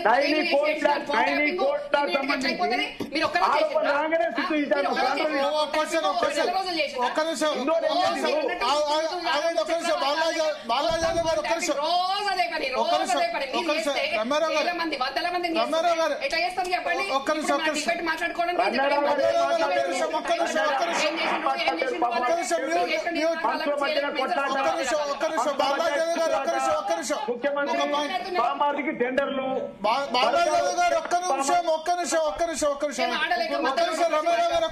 మీరు అన్నారు ఇప్పుడు ఒక పాయింట్, ఒక్క నిమిషం పీసీఆర్ బాలరాజ్ యాదవ్ గారు మ్యూట్, పీసీఆర్ బాలరాజ్ యాదవ్ గారు మ్యూట్. 10 సంవత్సరాలు ఫోన్ ట్యాపింగ్ చేయడాన్ని చేస్తే మేము అంత తొందరగా చేయాలి, మీరు కూడా 10 సంవత్సరాలు చేస్తారా ఇన్వెస్టిగేషన్? లేదు, అంత తొందరగా చేస్తారంటే 10 సంవత్సరాల కాలంలో ఇన్వెస్టిగేషన్ ఇమీడియట్ గా నెలలో చేయండి, వారంలో చేయండి అంటే ఎట్లా పాసిబుల్ అవుతుంది అండి? ఇప్పుడు డిబేట్ నడుపుతుంటేనే మీరు దాదాపు 2 గంటలు కావస్తుంది. ఇన్వెస్టిగేషన్ 2 సంవత్సరాలు అంటే అన్ని ఆధారాలు వక్కలు చెక్కలు చేస్తే అవి ఎక్కడో నదిలలో పడేస్తే అవి తీసుకొచ్చి రీట్రీట్ చేసి మళ్ళీ మీరు అదే చెప్తున్నాను మాట్లాడకండి. మీరు లోపాయికార ఒప్పందాలు చేసుకొని మమ్మల్ని ఇక్కడ మీరు ఫస్ట్ కాళేశ్వరం చేయండి, మాట్లాడే ముందు కాళేశ్వరం చేసి మాట్లాడండి. కాళేశ్వరం గురించి మాట్లాడదాము. ఇప్పుడు మేము లోపాయికార ఒప్పందాలు అంటే కాంగ్రెస్ పార్టీకి బీఆర్ఎస్ పార్టీకి ఒక చరిత్ర ఉంది. ఇద్దరు కలిసి కేబినెట్ లో మంత్రివర్గంలో భాగస్వామ్యం ఉన్నారు. భారతీయ జనతా పార్టీ ఎప్పుడు కాంగ్రెస్ తో కలవలేదు, బీఆర్ఎస్ తో కలవలేదు. వీళ్ళు కలిసి పోటీ చేసిండ్రు, కలిసి కేబినెట్ లో రాజ్యాల అధికారం పంచుకున్నారు. అధికారం పంచుకున్న తర్వాత ఎవరికి వారు ఎజెండా ఎత్తుకున్నారు, పోయినరు. మేము ఎందుకు చెప్తా ఉన్నామనంటే ఇప్పుడు చిన్న స్థాయి కార్యకర్త మీరు బీఆర్ఎస్ పార్టీలో చూడండి, ఒక నెరేటివ్ బిల్డప్ చేశారు. చిన్న స్థాయి కింది స్థాయి నాయకుల దగ్గర నుంచి కేసీఆర్ వరకు ఇవి లొటపీస్ కేసులు అంటారు. దమ్ముంటే చర్యలు తీసుకోండి అంటారు, దమ్ముంటే ప్రూవ్ చేయండి అంటారు, దమ్ముంటే విచారణ చేయండి అంటారు, దమ్ముంటే మమ్మల్ని జైల్లో పెట్టండి అంటారు. ఒక్కటంటే ఒకటి, మేము ఎందుకు కాంగ్రెస్ పార్టీ సామర్థ్యం మేరకు పనిచేస్తలేదు, అసమర్థంగా పనిచేస్తుందని ఎందుకు చెప్తున్నామనంటే 1,00,000 ఎకరాలు ధరణిలో అన్యాక్రాంతమైనవి, ఆ భూములు మొత్తం రికార్డులు తారుమారు చేసిండ్రని చెప్పిండ్రు. బీఆర్ఎస్ ప్రభుత్వం అవకతవకలకు పాల్పడితే రేవంత్ రెడ్డి ప్రభుత్వం వచ్చిన తర్వాత ఆ అన్యాక్రాంతమైన 1,00,000 ఎకరాల భూములలో 1 ఎకరానన్నా వీళ్ళు రికవరీ చేసిండ్రా అండి? ఎవరినన్నా బాధ్యం చేసి వాడిని జైల్లో పెట్టినరా అండి? ఎందుకు క్రిమినల్ కేసులు పెట్టలేదండి? ఎందుకు ప్రొసీడింగ్స్ ముందుకు పోతలేవు? అంటే మేము ఎందుకు చెప్తున్నాం లోపాయికార ఒప్పందాలు అంటే ఆ 1,00,000 ఎకరాల్లో మీరు 50,000 ఎకరాల్లో 20,000 ఎకరాల్లో దొబ్బుకోవడం కోసం ప్రయత్నం చేస్తున్నారు కాబట్టి మీరు లోపాయికారి ఒప్పందాలు కుదుర్చుకున్నారు, అందుకనే విచారణ ముందుకు పోతలేదు, అందుకనే చర్యలు శూన్యము అని చెప్తున్నాం. ఇప్పుడు మీరు కూడా ఈడీ రైట్స్ తో భయపెడతారని క్రాంతి గారు అన్నారు. ఈడీ రైట్స్ తో భయపెడతారని క్రాంతి గారు అన్నారు. ఏమంటున్నామనంటే మీరు ఈ ప్రభుత్వము చెప్పిన అంశాల పక్కకు తప్పి మేము ఒక్కటంటే ఒకటి కొత్త ఆరోపణ చేసినామా? రేవంత్ రెడ్డి గారు అప్పుడు మాట్లాడిన మాటల్ని మేము ఉటంకిస్తున్నాం. రేవంత్ రెడ్డి గారు ఏదైతే ఆరోపణలు చేసినామో మేము అవే చెప్తున్నాం, అవి జరిగినవి అని చెప్పి మేము చెప్తున్నాము, వారు చెప్తారు. ఎందుకు మీరు ఆ సీట్ లో కూర్చున్నారు కదా, ఇప్పుడు చర్యలు తీసుకునే విచారణ వేగవంతం చేసి చర్యలు తీసుకునే సీట్ లో కూర్చున్న తర్వాత మీకెందుకు ఈ అసమర్థంగా పనిచేస్తున్నారు? అందుకనే ఇక్కడ అనుమానాలు వస్తున్నాయి. అనుమానాలు ఎందుకు వస్తున్నాయంటే మీరు లోపాయికారి ఒప్పందాలు కుదుర్చుకున్నారు. అందుకనే ప్రభుత్వంలో జరిగిన ప్రతి అవకతవక కార్యక్రమంలో ఈ రోజు బాధ్యత వహించాల్సిన అవసరం ఎవరికి ఉంది? కాంగ్రెస్ పార్టీకి ఉంది. కాంగ్రెస్ పార్టీ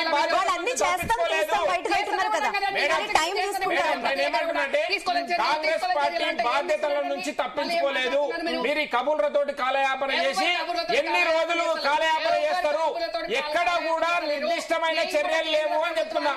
మేడం, మేమేమంటున్నామనంటే మీరు ఎన్ని రకాలుగా బుకాయించినా, మీరు ఎన్ని రకాలుగా కాలయాపన చేసినా ఖచ్చితంగా మీకు వాళ్ళకి రమ్యారావు గారు ఇప్పుడు G studio, G Telugu news వేదికగా మేము చెప్తా ఉన్నాం. భారతీయ జనతా పార్టీ తర్వాత భారతీయ జనతా పార్టీ తరఫున గడిచిన బీఆర్ఎస్ ప్రభుత్వంలో జరిగిన అవకతవకలు, ఇప్పుడు జరుగుతున్న 5 సంవత్సరాల్లో రేవంత్ రెడ్డి గారి ప్రభుత్వంలో జరుగుతున్న అవకతవకలు అన్నింట్ల మీద తక్షణ విచారణ చేస్తాం. భారతీయ జనతా పార్టీ అధికారంలోకి వచ్చినాక ఎవరిని వదిలిపెట్టాం. ఎందుకు అంటే ఒక విషయం చెప్తా భరత్ గారు, ఈ రోజు పొంగులేటి సుధాకర్ రెడ్డి మీద ఆరోపణలు వచ్చినాయా లేదా? ఎవరు ఆరోపణ? పొంగులేటి శ్రీనివాసరెడ్డి గారి మీద. ఆయన కొడుకు పోయి ల్యాండ్ గ్రాబింగ్ చేస్తాడు. కొండా సురేఖ గారి ఇంటి మీదకి ఈ రేవంత్ రెడ్డి ప్రభుత్వంలో ఉన్న టాస్క్ ఫోర్స్ పోలీసులు పోతారు, వారి మీద చర్యలు లేవు. తుపాకులు పెట్టి వసూలు చేస్తున్నారు, 100 కోట్ల సెటిల్మెంట్ చేశారు. ఎవరు చెప్పారు? ఏం చెప్పాలి? కొండా సురేఖ గారు చెప్పారు. వారి దగ్గర కొండి కొండా సురేఖ గారి ఇంటి మీదకి ఎవరు పోయారు? టాస్క్ ఫోర్స్ పోలీసులు కదా పోయింది. పోతారండి. ఎట్లా పోతారు? అధికారంలో ఉన్న మీరే మంత్రి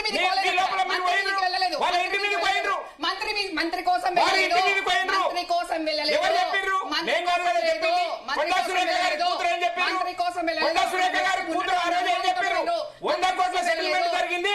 రేవంత్ రెడ్డి గారి ఇంటి పక్కనే అని చెప్పి చెప్పలేదా? మరి ఇప్పుడు ఎందుకు మాట్లాడట్లేదు? ఎందుకు మాట్లాడతలేదంటే మీరు గొంతు నొక్కిరు, భయపడంలో గుర్తు చేసారు, సెటిల్మెంట్ చేసుకున్నారు, పంచుకున్నారు. రేవంత్ రెడ్డి గారి ప్రభుత్వంలో ఉన్న మంత్రులందరూ ఈ రోజు అవినీతి పాల్పడుతున్నారు. వాళ్ళు అవినీతి పరులు అని చెప్పి గద్దె తీస్తే మహా అవినీతి పరులు వచ్చి గద్దె మీద కూర్చున్నారు. అది తెలంగాణ సమాజం యొక్క దుస్థితి. ఈ రోజు ఏం చేస్తున్నాము? ఎన్ని రకాల అవినీతులు చేశారు? ఎన్ని రకాల అవినీతులు చేశారు? ఈ రోజు టెండర్లు ఎందుకు రద్దు చేశారు? ఎందుకు రద్దు చేశారు? ఏమి అవినీతి జరగకపోతే ఒక పేపర్ లో వచ్చిన కథనం మీద ఆధారపడి ఏమి సమీక్ష లేకుండా, ఏమి చర్చలు లేకుండా, క్యాబినెట్ లో నిర్ణయాలు లేకుండా ఏకపక్షంగా టెండర్లు రద్దు చేసిందా లేదా? మరి మేము ఇస్తాం ఆధారాలు, మీరు కూడా చర్యలు తీసుకోండి. కేంద్ర ప్రభుత్వం ఎందుకు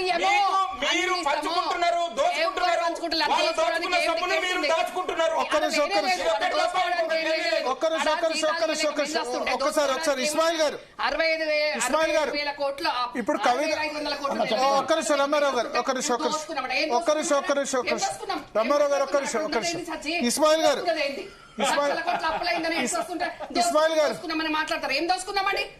ఇస్మాయిల్ గారు వినబడుతుందా? రమ్మారావు గారు ఒక్క నిమిషం. ఇస్మాయిల్ గారు, ఇప్పుడు కవిత గారు ఏం ఎక్స్పెక్ట్ చేస్తున్నారు? కవిత గారి వైపు నుంచి కానీ జాగృతి కానీ ఒకటే ఎక్స్పెక్ట్ చేస్తున్నామండి. చాలా క్లియర్ గా ప్రజలకు నిజాలు తెలియాల్సిన అవసరం ఉన్నది. ఒకవేళ కవిత ఫోన్ ట్యాపింగ్ దోషులు శిక్షించాలి. దోషులు అంటే మరి కవిత ఇప్పుడు కాంగ్రెస్ పార్టీ చెప్పేది అది కేటీఆర్ నుంచి లేకపోతే హరీష్ రావు నుంచి కేసీఆర్ నుంచి వచ్చిందని. సో ఒకవేళ దోషులు గనక కేటీఆర్ లేకపోతే కేసీఆర్ ఆదేశిస్తే వాళ్ళు కూడా శిక్ష పడాలి, అంతేనా? తప్పు చేసిన ఎవరైనా సరే చట్టం పరిధిలో ఇప్పుడు విచారణకు హాజరై ఆ విచారణలో అవునో కాదో తప్పు చేసింది తండ్రి అయినా శిక్ష పడాలా? 100% శిక్ష పడాలి. తప్పు చేసిన వాడు శిక్ష అనుభవించాలి. మీ దృష్టిలో ఎవరు అనుకుంటారు? మీ దృష్టిలో ఎవరు తప్పు చేశారనుకుంటారు? ఫోన్ ట్యాపింగ్ ఒకవేళ నా దృష్టిలో, మీ దృష్టిలో కాదండి, ప్రజలే. కేసీఆర్ చేయించారు. ఒక నిమిషం, కేసీఆర్ కవిత ఫోన్ ట్యాపింగ్ చేయించే పరిస్థితి ఎందుకు వచ్చింది? అంటే ఆయనకు అనుమానం ఎందుకు వచ్చింది? వేరే వాళ్ళతో టచ్ లో ఉన్నారని అనుకున్నారా కేసీఆర్? సొంత పార్టీలో ఉంటూ లేదా సొంత ఇంట్లో ఉంటూ వేరే పార్టీలకి, వేరే పార్టీల నేతలకి కొమ్ముగా వస్తున్నారని కేసీఆర్ అనుకున్నారు. ఎందుకు ఫోన్ ట్యాపింగ్ చేయించాల్సిన పరిస్థితి, ఎందుకు అనుమానం వచ్చింది? నేను అభూత కల్పనలకు, అపోహలకు వెళ్ళనన్నా. నేను కూడా ప్రజా జీవితంలో ఉన్నా, జర్నలిస్ట్ గా ఉన్నాను. చాలా విషయాలు మీరైనా నేనైనా ప్రజలకు నిజాలు చెప్పాల్సిన అవసరం ఉన్నది.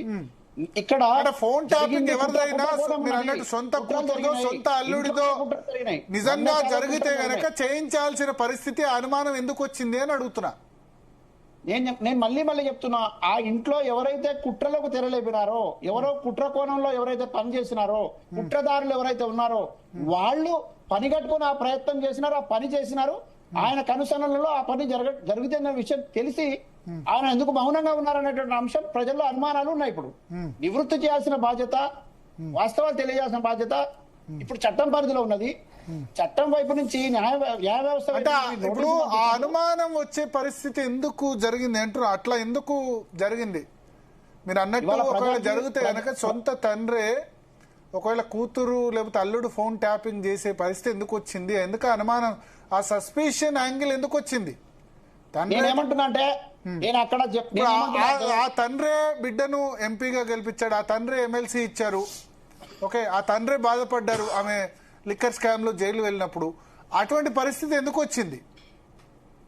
నేను మళ్ళీ చెప్తున్నా, ఎవరైతే ప్రజా జీవితంలో నిలబడి నిజాయితీగా ప్రజల ముందు ఏదైతే వాగ్దానాలు ఇచ్చినవో, హామీలు ఇచ్చినవో అవి నెరవేర్చలేని పరిస్థితి, నాయకత్వ లక్షణాన్ని పూర్తిగా పుణికిపుచ్చుకోలేక అసమర్థంగా ఉన్న వాళ్ళు కవితక్క పూర్తి స్థాయిలో నాయకత్వ లక్షణాలతో ముందుకు పోతుంటే చూసి ఓర్వలేక చేసినటువంటి పని అది ప్రజలందరూ గమనించినారు. వాళ్ళ ఆ విషయంలో అక్కడ ఎవరైతే చేసినారో వాళ్ళ పాపం పండుతుందన్న సందర్భం ఇప్పుడు వచ్చింది. అంటే తండ్రి ఎదగద్దని కోరుకోడు కదా, తండ్రి కూతురు ఎదగొద్దని కోరుకోడు కదా. మేబీ ఆయన కోరుకుంటే కనుక ఓకే, లిక్కర్ స్కామ్ లో లేకపోతే దానిలో ఇంకెక్కడన్నా వేరే విధంగా భారతీయ జనతా పార్టీకో వాటికో చిక్కకుండా ఉండాలని గిట్ట అట్లా ఏమైనా నజర్ పెట్టి ఉండొచ్చు కదా. అది కూడా తప్పే కదండి, అట్లా కూడా తప్పే కదా. మిమ్మల్ని ప్రజలు ఒకటి ఏంటంటే పబ్లిక్ లో ఒక పర్సెప్షన్ ఉంది ఏంటంటే లిక్కర్ స్కామ్ వ్యవహారాలు లేకపోతే ఢిల్లీలో మాట్లాడిన విషయం కేసీఆర్ కు తెలియదు, ఢిల్లీలో ఆమ్ ఆద్మీ పార్టీ గానీ వాళ్ళతో మాట్లాడింది కానీ ఒకవేళ జరిగితే గనక అక్కడ దాకా వెళ్ళనిచ్చేవాళ్ళు కాదు. ఆమె జైలుకు వెళ్ళినందుకు ఆయన చాలా బాధపడ్డారు. ఈవెన్ పార్టీ విలీనానికి కూడా సిద్ధపడ్డారు ఆమె కోసం. మొత్తం భారతీయ జనతా పార్టీలో విలీనం చేసింది కూడా ఆఫ్టర్ పార్లమెంట్ ఎలక్షన్స్ రెడీ అయినారన్న కదా. నేను మీ ద్వారా ఇప్పుడు మళ్ళీ ప్రజలకు కూడా తెలియాల్సిన అవసరం ఉంది, చెప్తా ఉన్నా. ఆ రోజు జరిగినటువంటి అరెస్ట్ కి సంబంధించిన దాకా జరిగిన పరిణామాలను మీరు ఇప్పుడు ఒకసారి మళ్ళీ పరిశీలించి చూడండి. ఇవాళ జరుగుతున్న రాద్ధాంతాన్ని పరిశీలించి చూడండి. నిజంగానే వాళ్ళకు మనసులో ఆ రకమైనటువంటి పరిస్థితి ఉంటే ఆ రోజు ఆమె వెళ్తున్నప్పుడు ఎట్లా ఎవరెవరి ముఖంలో నవ్వులు ఉన్నాయి, ఎవరెవరు వెనకాల ఏం చేస్తున్నారు, తర్వాత ఎవరు అండగా నిలబడ్డారు అనేది కూడా మీరు ఒకసారి చూడండి. కేటీఆర్ ఒక్క నిమిషం నాకు అర్థమైంది. మీరు అంటే ఒక్క నిమిషం ఎందుకు చేయలేదు? మీరు అన్నారు కదా ఒక పాయింట్, ఎవరెవరి మొహంలో నవ్వులు ఉన్నాయి. కేటీఆర్ మొహంలో నవ్వులు ఉన్నాయని సోషల్ మీడియాలో నేను చూశాను. కానీ అదే కేటీఆర్ ఒక్క నిమిషం నేను కంప్లీట్ చేయనండి. అదే కేటీఆర్ ఒక ఈడీ ఆఫీసర్ తో చాలా తీవ్రంగా ఆ రోజు ఆర్గ్యూ చేశాడు. చాలా తీవ్రంగా, ఎట్లా how can you enter without search warrant, ఇది ఎట్లా వస్తారు, ఎట్లా అరెస్ట్ చేస్తారని అదే కేటీఆర్ చాలా సీరియస్ గా ఇంటి లోపల ఆర్గ్యూ చేసిన విషయం ఉంది. మీరు కేటీఆర్ మొహంలో నవ్వు ఉంది అని అంటున్నారు.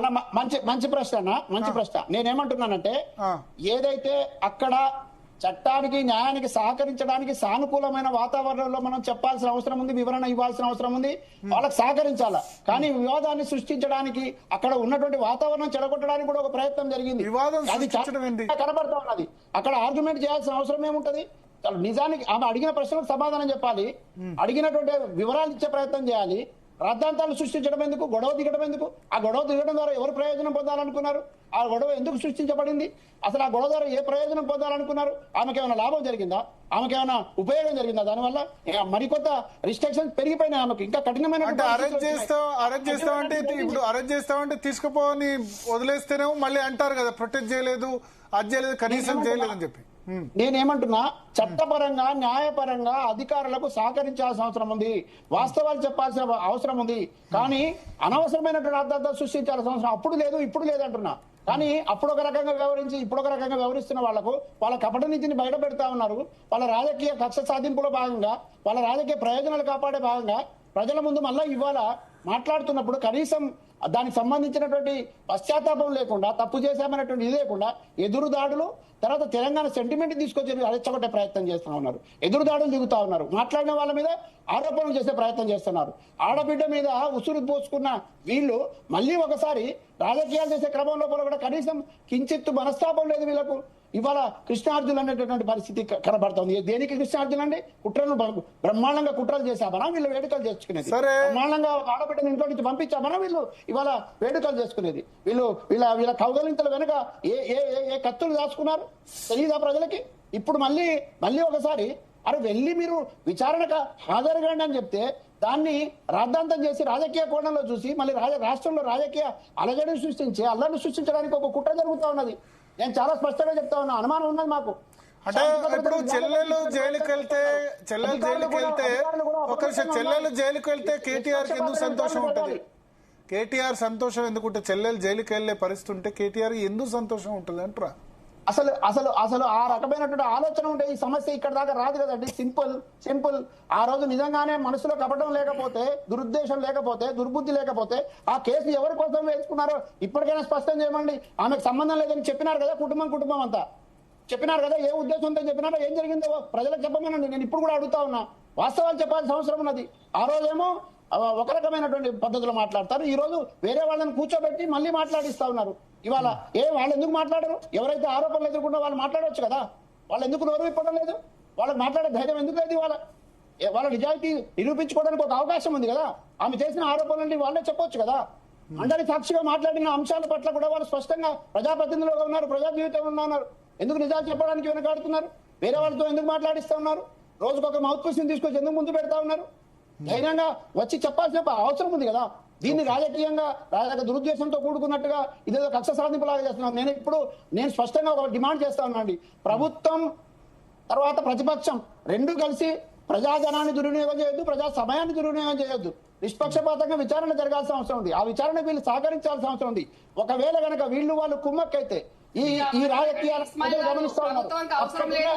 అవినీతి నిరూపించడానికే అన్ని రకాల చర్యలు తీసుకోవడానికే ఇన్వెస్టిగేషన్ నడుస్తుంది. ట్యాపింగ్ కానివ్వండి, ఇతర అంశాలు కానివ్వండి. మళ్ళా ప్రభుత్వం కుముక్కయింది అని ఏం అవసరం అండి? మమ్మల్ని నానా కష్టాలు పెట్టిండ్రు, మా నాయకులను కానివ్వండి, మమ్మల్ని కానివ్వండి, మా పార్టీని కానివ్వండి, మా పార్టీల కార్యకర్తలను. మేము దేనికోసం కుముక్కైతాం? దేనికోసం అవుతామండి? మీరు ఆ మాట మాట్లాడకండి. మీరు విచారణ జరగాలి, దోషులకు శిక్ష పడాలి, ఇన్వెస్టిగేషన్ గురించి అడగండి, పనిష్మెంట్ గురించి అడగండి. కానీ కుమ్ముక్కైందనే మాట అనొద్దు, కుమ్ముక్కైందనే మాట మీరు ఆ మాట అనొద్దు. మమ్మల్ని జాప్యం జరగొద్దు, టైం పాస్ వ్యవహారంగా ఉండకూడదు అనేది నేను కోరుకుంటా ఉన్నా. ఎవరు టైం పాస్ చేస్తున్నారండి? ఎవరు టైం పాస్ చేస్తున్నారు? నోటీసులు ఇస్తూనే ఉన్నాం, ఇన్వెస్టిగేషన్ నడుస్తూనే ఉన్నది. కోర్టుకు అయితే వాళ్ళు కోర్టుకు వెళ్ళి బెయిల్ తెచ్చుకుంటూనే ఉన్నారు. ఇక్కడ టైం పాస్ ఎక్కడ ఉందండి? ఎవరి చిత్తశుద్ధిని శంకిస్తున్నారు ప్రజలు గమనిస్తున్నాం కదా మనం. అందుకనే ఆ పరిస్థితి రావద్దంటున్నా.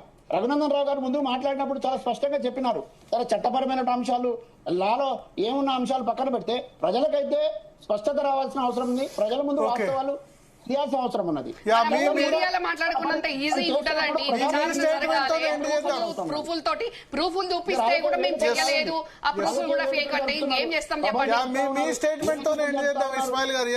చర్చ క్లోజ్ చేయాల్సిన సమయం వచ్చింది. Thank you. ఊరేగింపులు చెప్పండి, ఊరేగింపులు ఎందుకు, ఈ బల ప్రదర్శనలు? థ్యాంక్ యూ ఇస్మాయిల్ గారు, కల్వకుంట్ల రమ్యారావు గారు, అదేవిధంగా దిలీపాచారి గారు, అంతకుముందు జాయిన్ అయిన రఘునందన్ గారు, శరత్ గారు, అదేవిధంగా క్రాంతి గారు, బాలరాజ్ యాదవ్ గారు. ప్రజల ముందు ఆయన చెప్పారు ఒక మాట, స్పష్టత రావాల్సిన అవసరం ఉందని. చాలా క్వశ్చన్స్ ఉన్నాయి దీనిలో, నేను ముందే చెప్పాను. ఒకటి, బీఆర్ఎస్ యాంగిల్ నుంచి ఫోన్ ట్యాపింగ్ చేస్తే గనక ఫోన్ ట్యాపింగ్ అంటూ జరిగితే ఖచ్చితంగా శిక్ష పడాలి. అందులో తెలిసి ప్రమేయం జరిగి ఇల్లీగల్ ఫోన్ ట్యాపింగ్ జరిగితే దానిలో ఖచ్చితంగా శిక్ష పడాలి. నెక్స్ట్ ఏ ప్రభుత్వము ఏ అధికారి ఎవరు కూడా సాహసించని విధంగా ఆ విధంగా శిక్ష ఉండాలి. రెండవది దాని సమయానుకూలంగా వాడుకోవడం, బెనిఫిట్స్ కోసం గుర్తొచ్చినప్పుడు అలా చేయడం అది కూడా కరెక్ట్ కాదు. మున్సిపల్ ఎలక్షన్స్ వచ్చాయనో, జూబ్లీహిల్స్ ఎలక్షను, లేకపోతే పంచాయతీ ఎలక్షన్ను అట్లా కాకుండా కాంక్రీట్గా సీరియస్నెస్తో చేసి ఉంటే నా ఉద్దేశంలో ఈ పార్టీకే ఫోన్ ట్యాపింగ్ విషయం ఒక కన్క్లూజన్కి వచ్చేది. ఇప్పుడున్న పరిస్థితిలో దీన్ని ఎలక్షన్ వరకు లాగి ఎలక్షన్ టైం ప్రతిసారి గుర్తొచ్చినప్పుడల్లా ఎస్ టాపిక్ డైవర్షన్ కోసం దాన్ని యూజ్ చేస్తే బెనిఫిట్ ఉంటుంది. సో నిజంగా సిట్ సజ్జనార్కు ఇప్పుడు కొత్తగా 2 months బ్యాక్ అప్పగించారు కాబట్టి సజ్జనార్ ఎఫిషియన్సీ మీద కూడా నమ్మకం ఉంది కాబట్టి అసలు దోషులు ఒకవేళ జరిగితే, నేరం జరిగితే beyond the police officers political వాళ్ళు ఎవరైనా ఉంటే డెఫినెట్గా వాళ్ళని చట్టం ముందు నిలబెడతారు అని ఆశిద్దాం. Okay, thank you Bharath, thanks for the analysis. ఇది వాల్టి DNA. Stay tune to Zee Telugu news. To daily news analysis with Bharath. Phone tapping కేసులో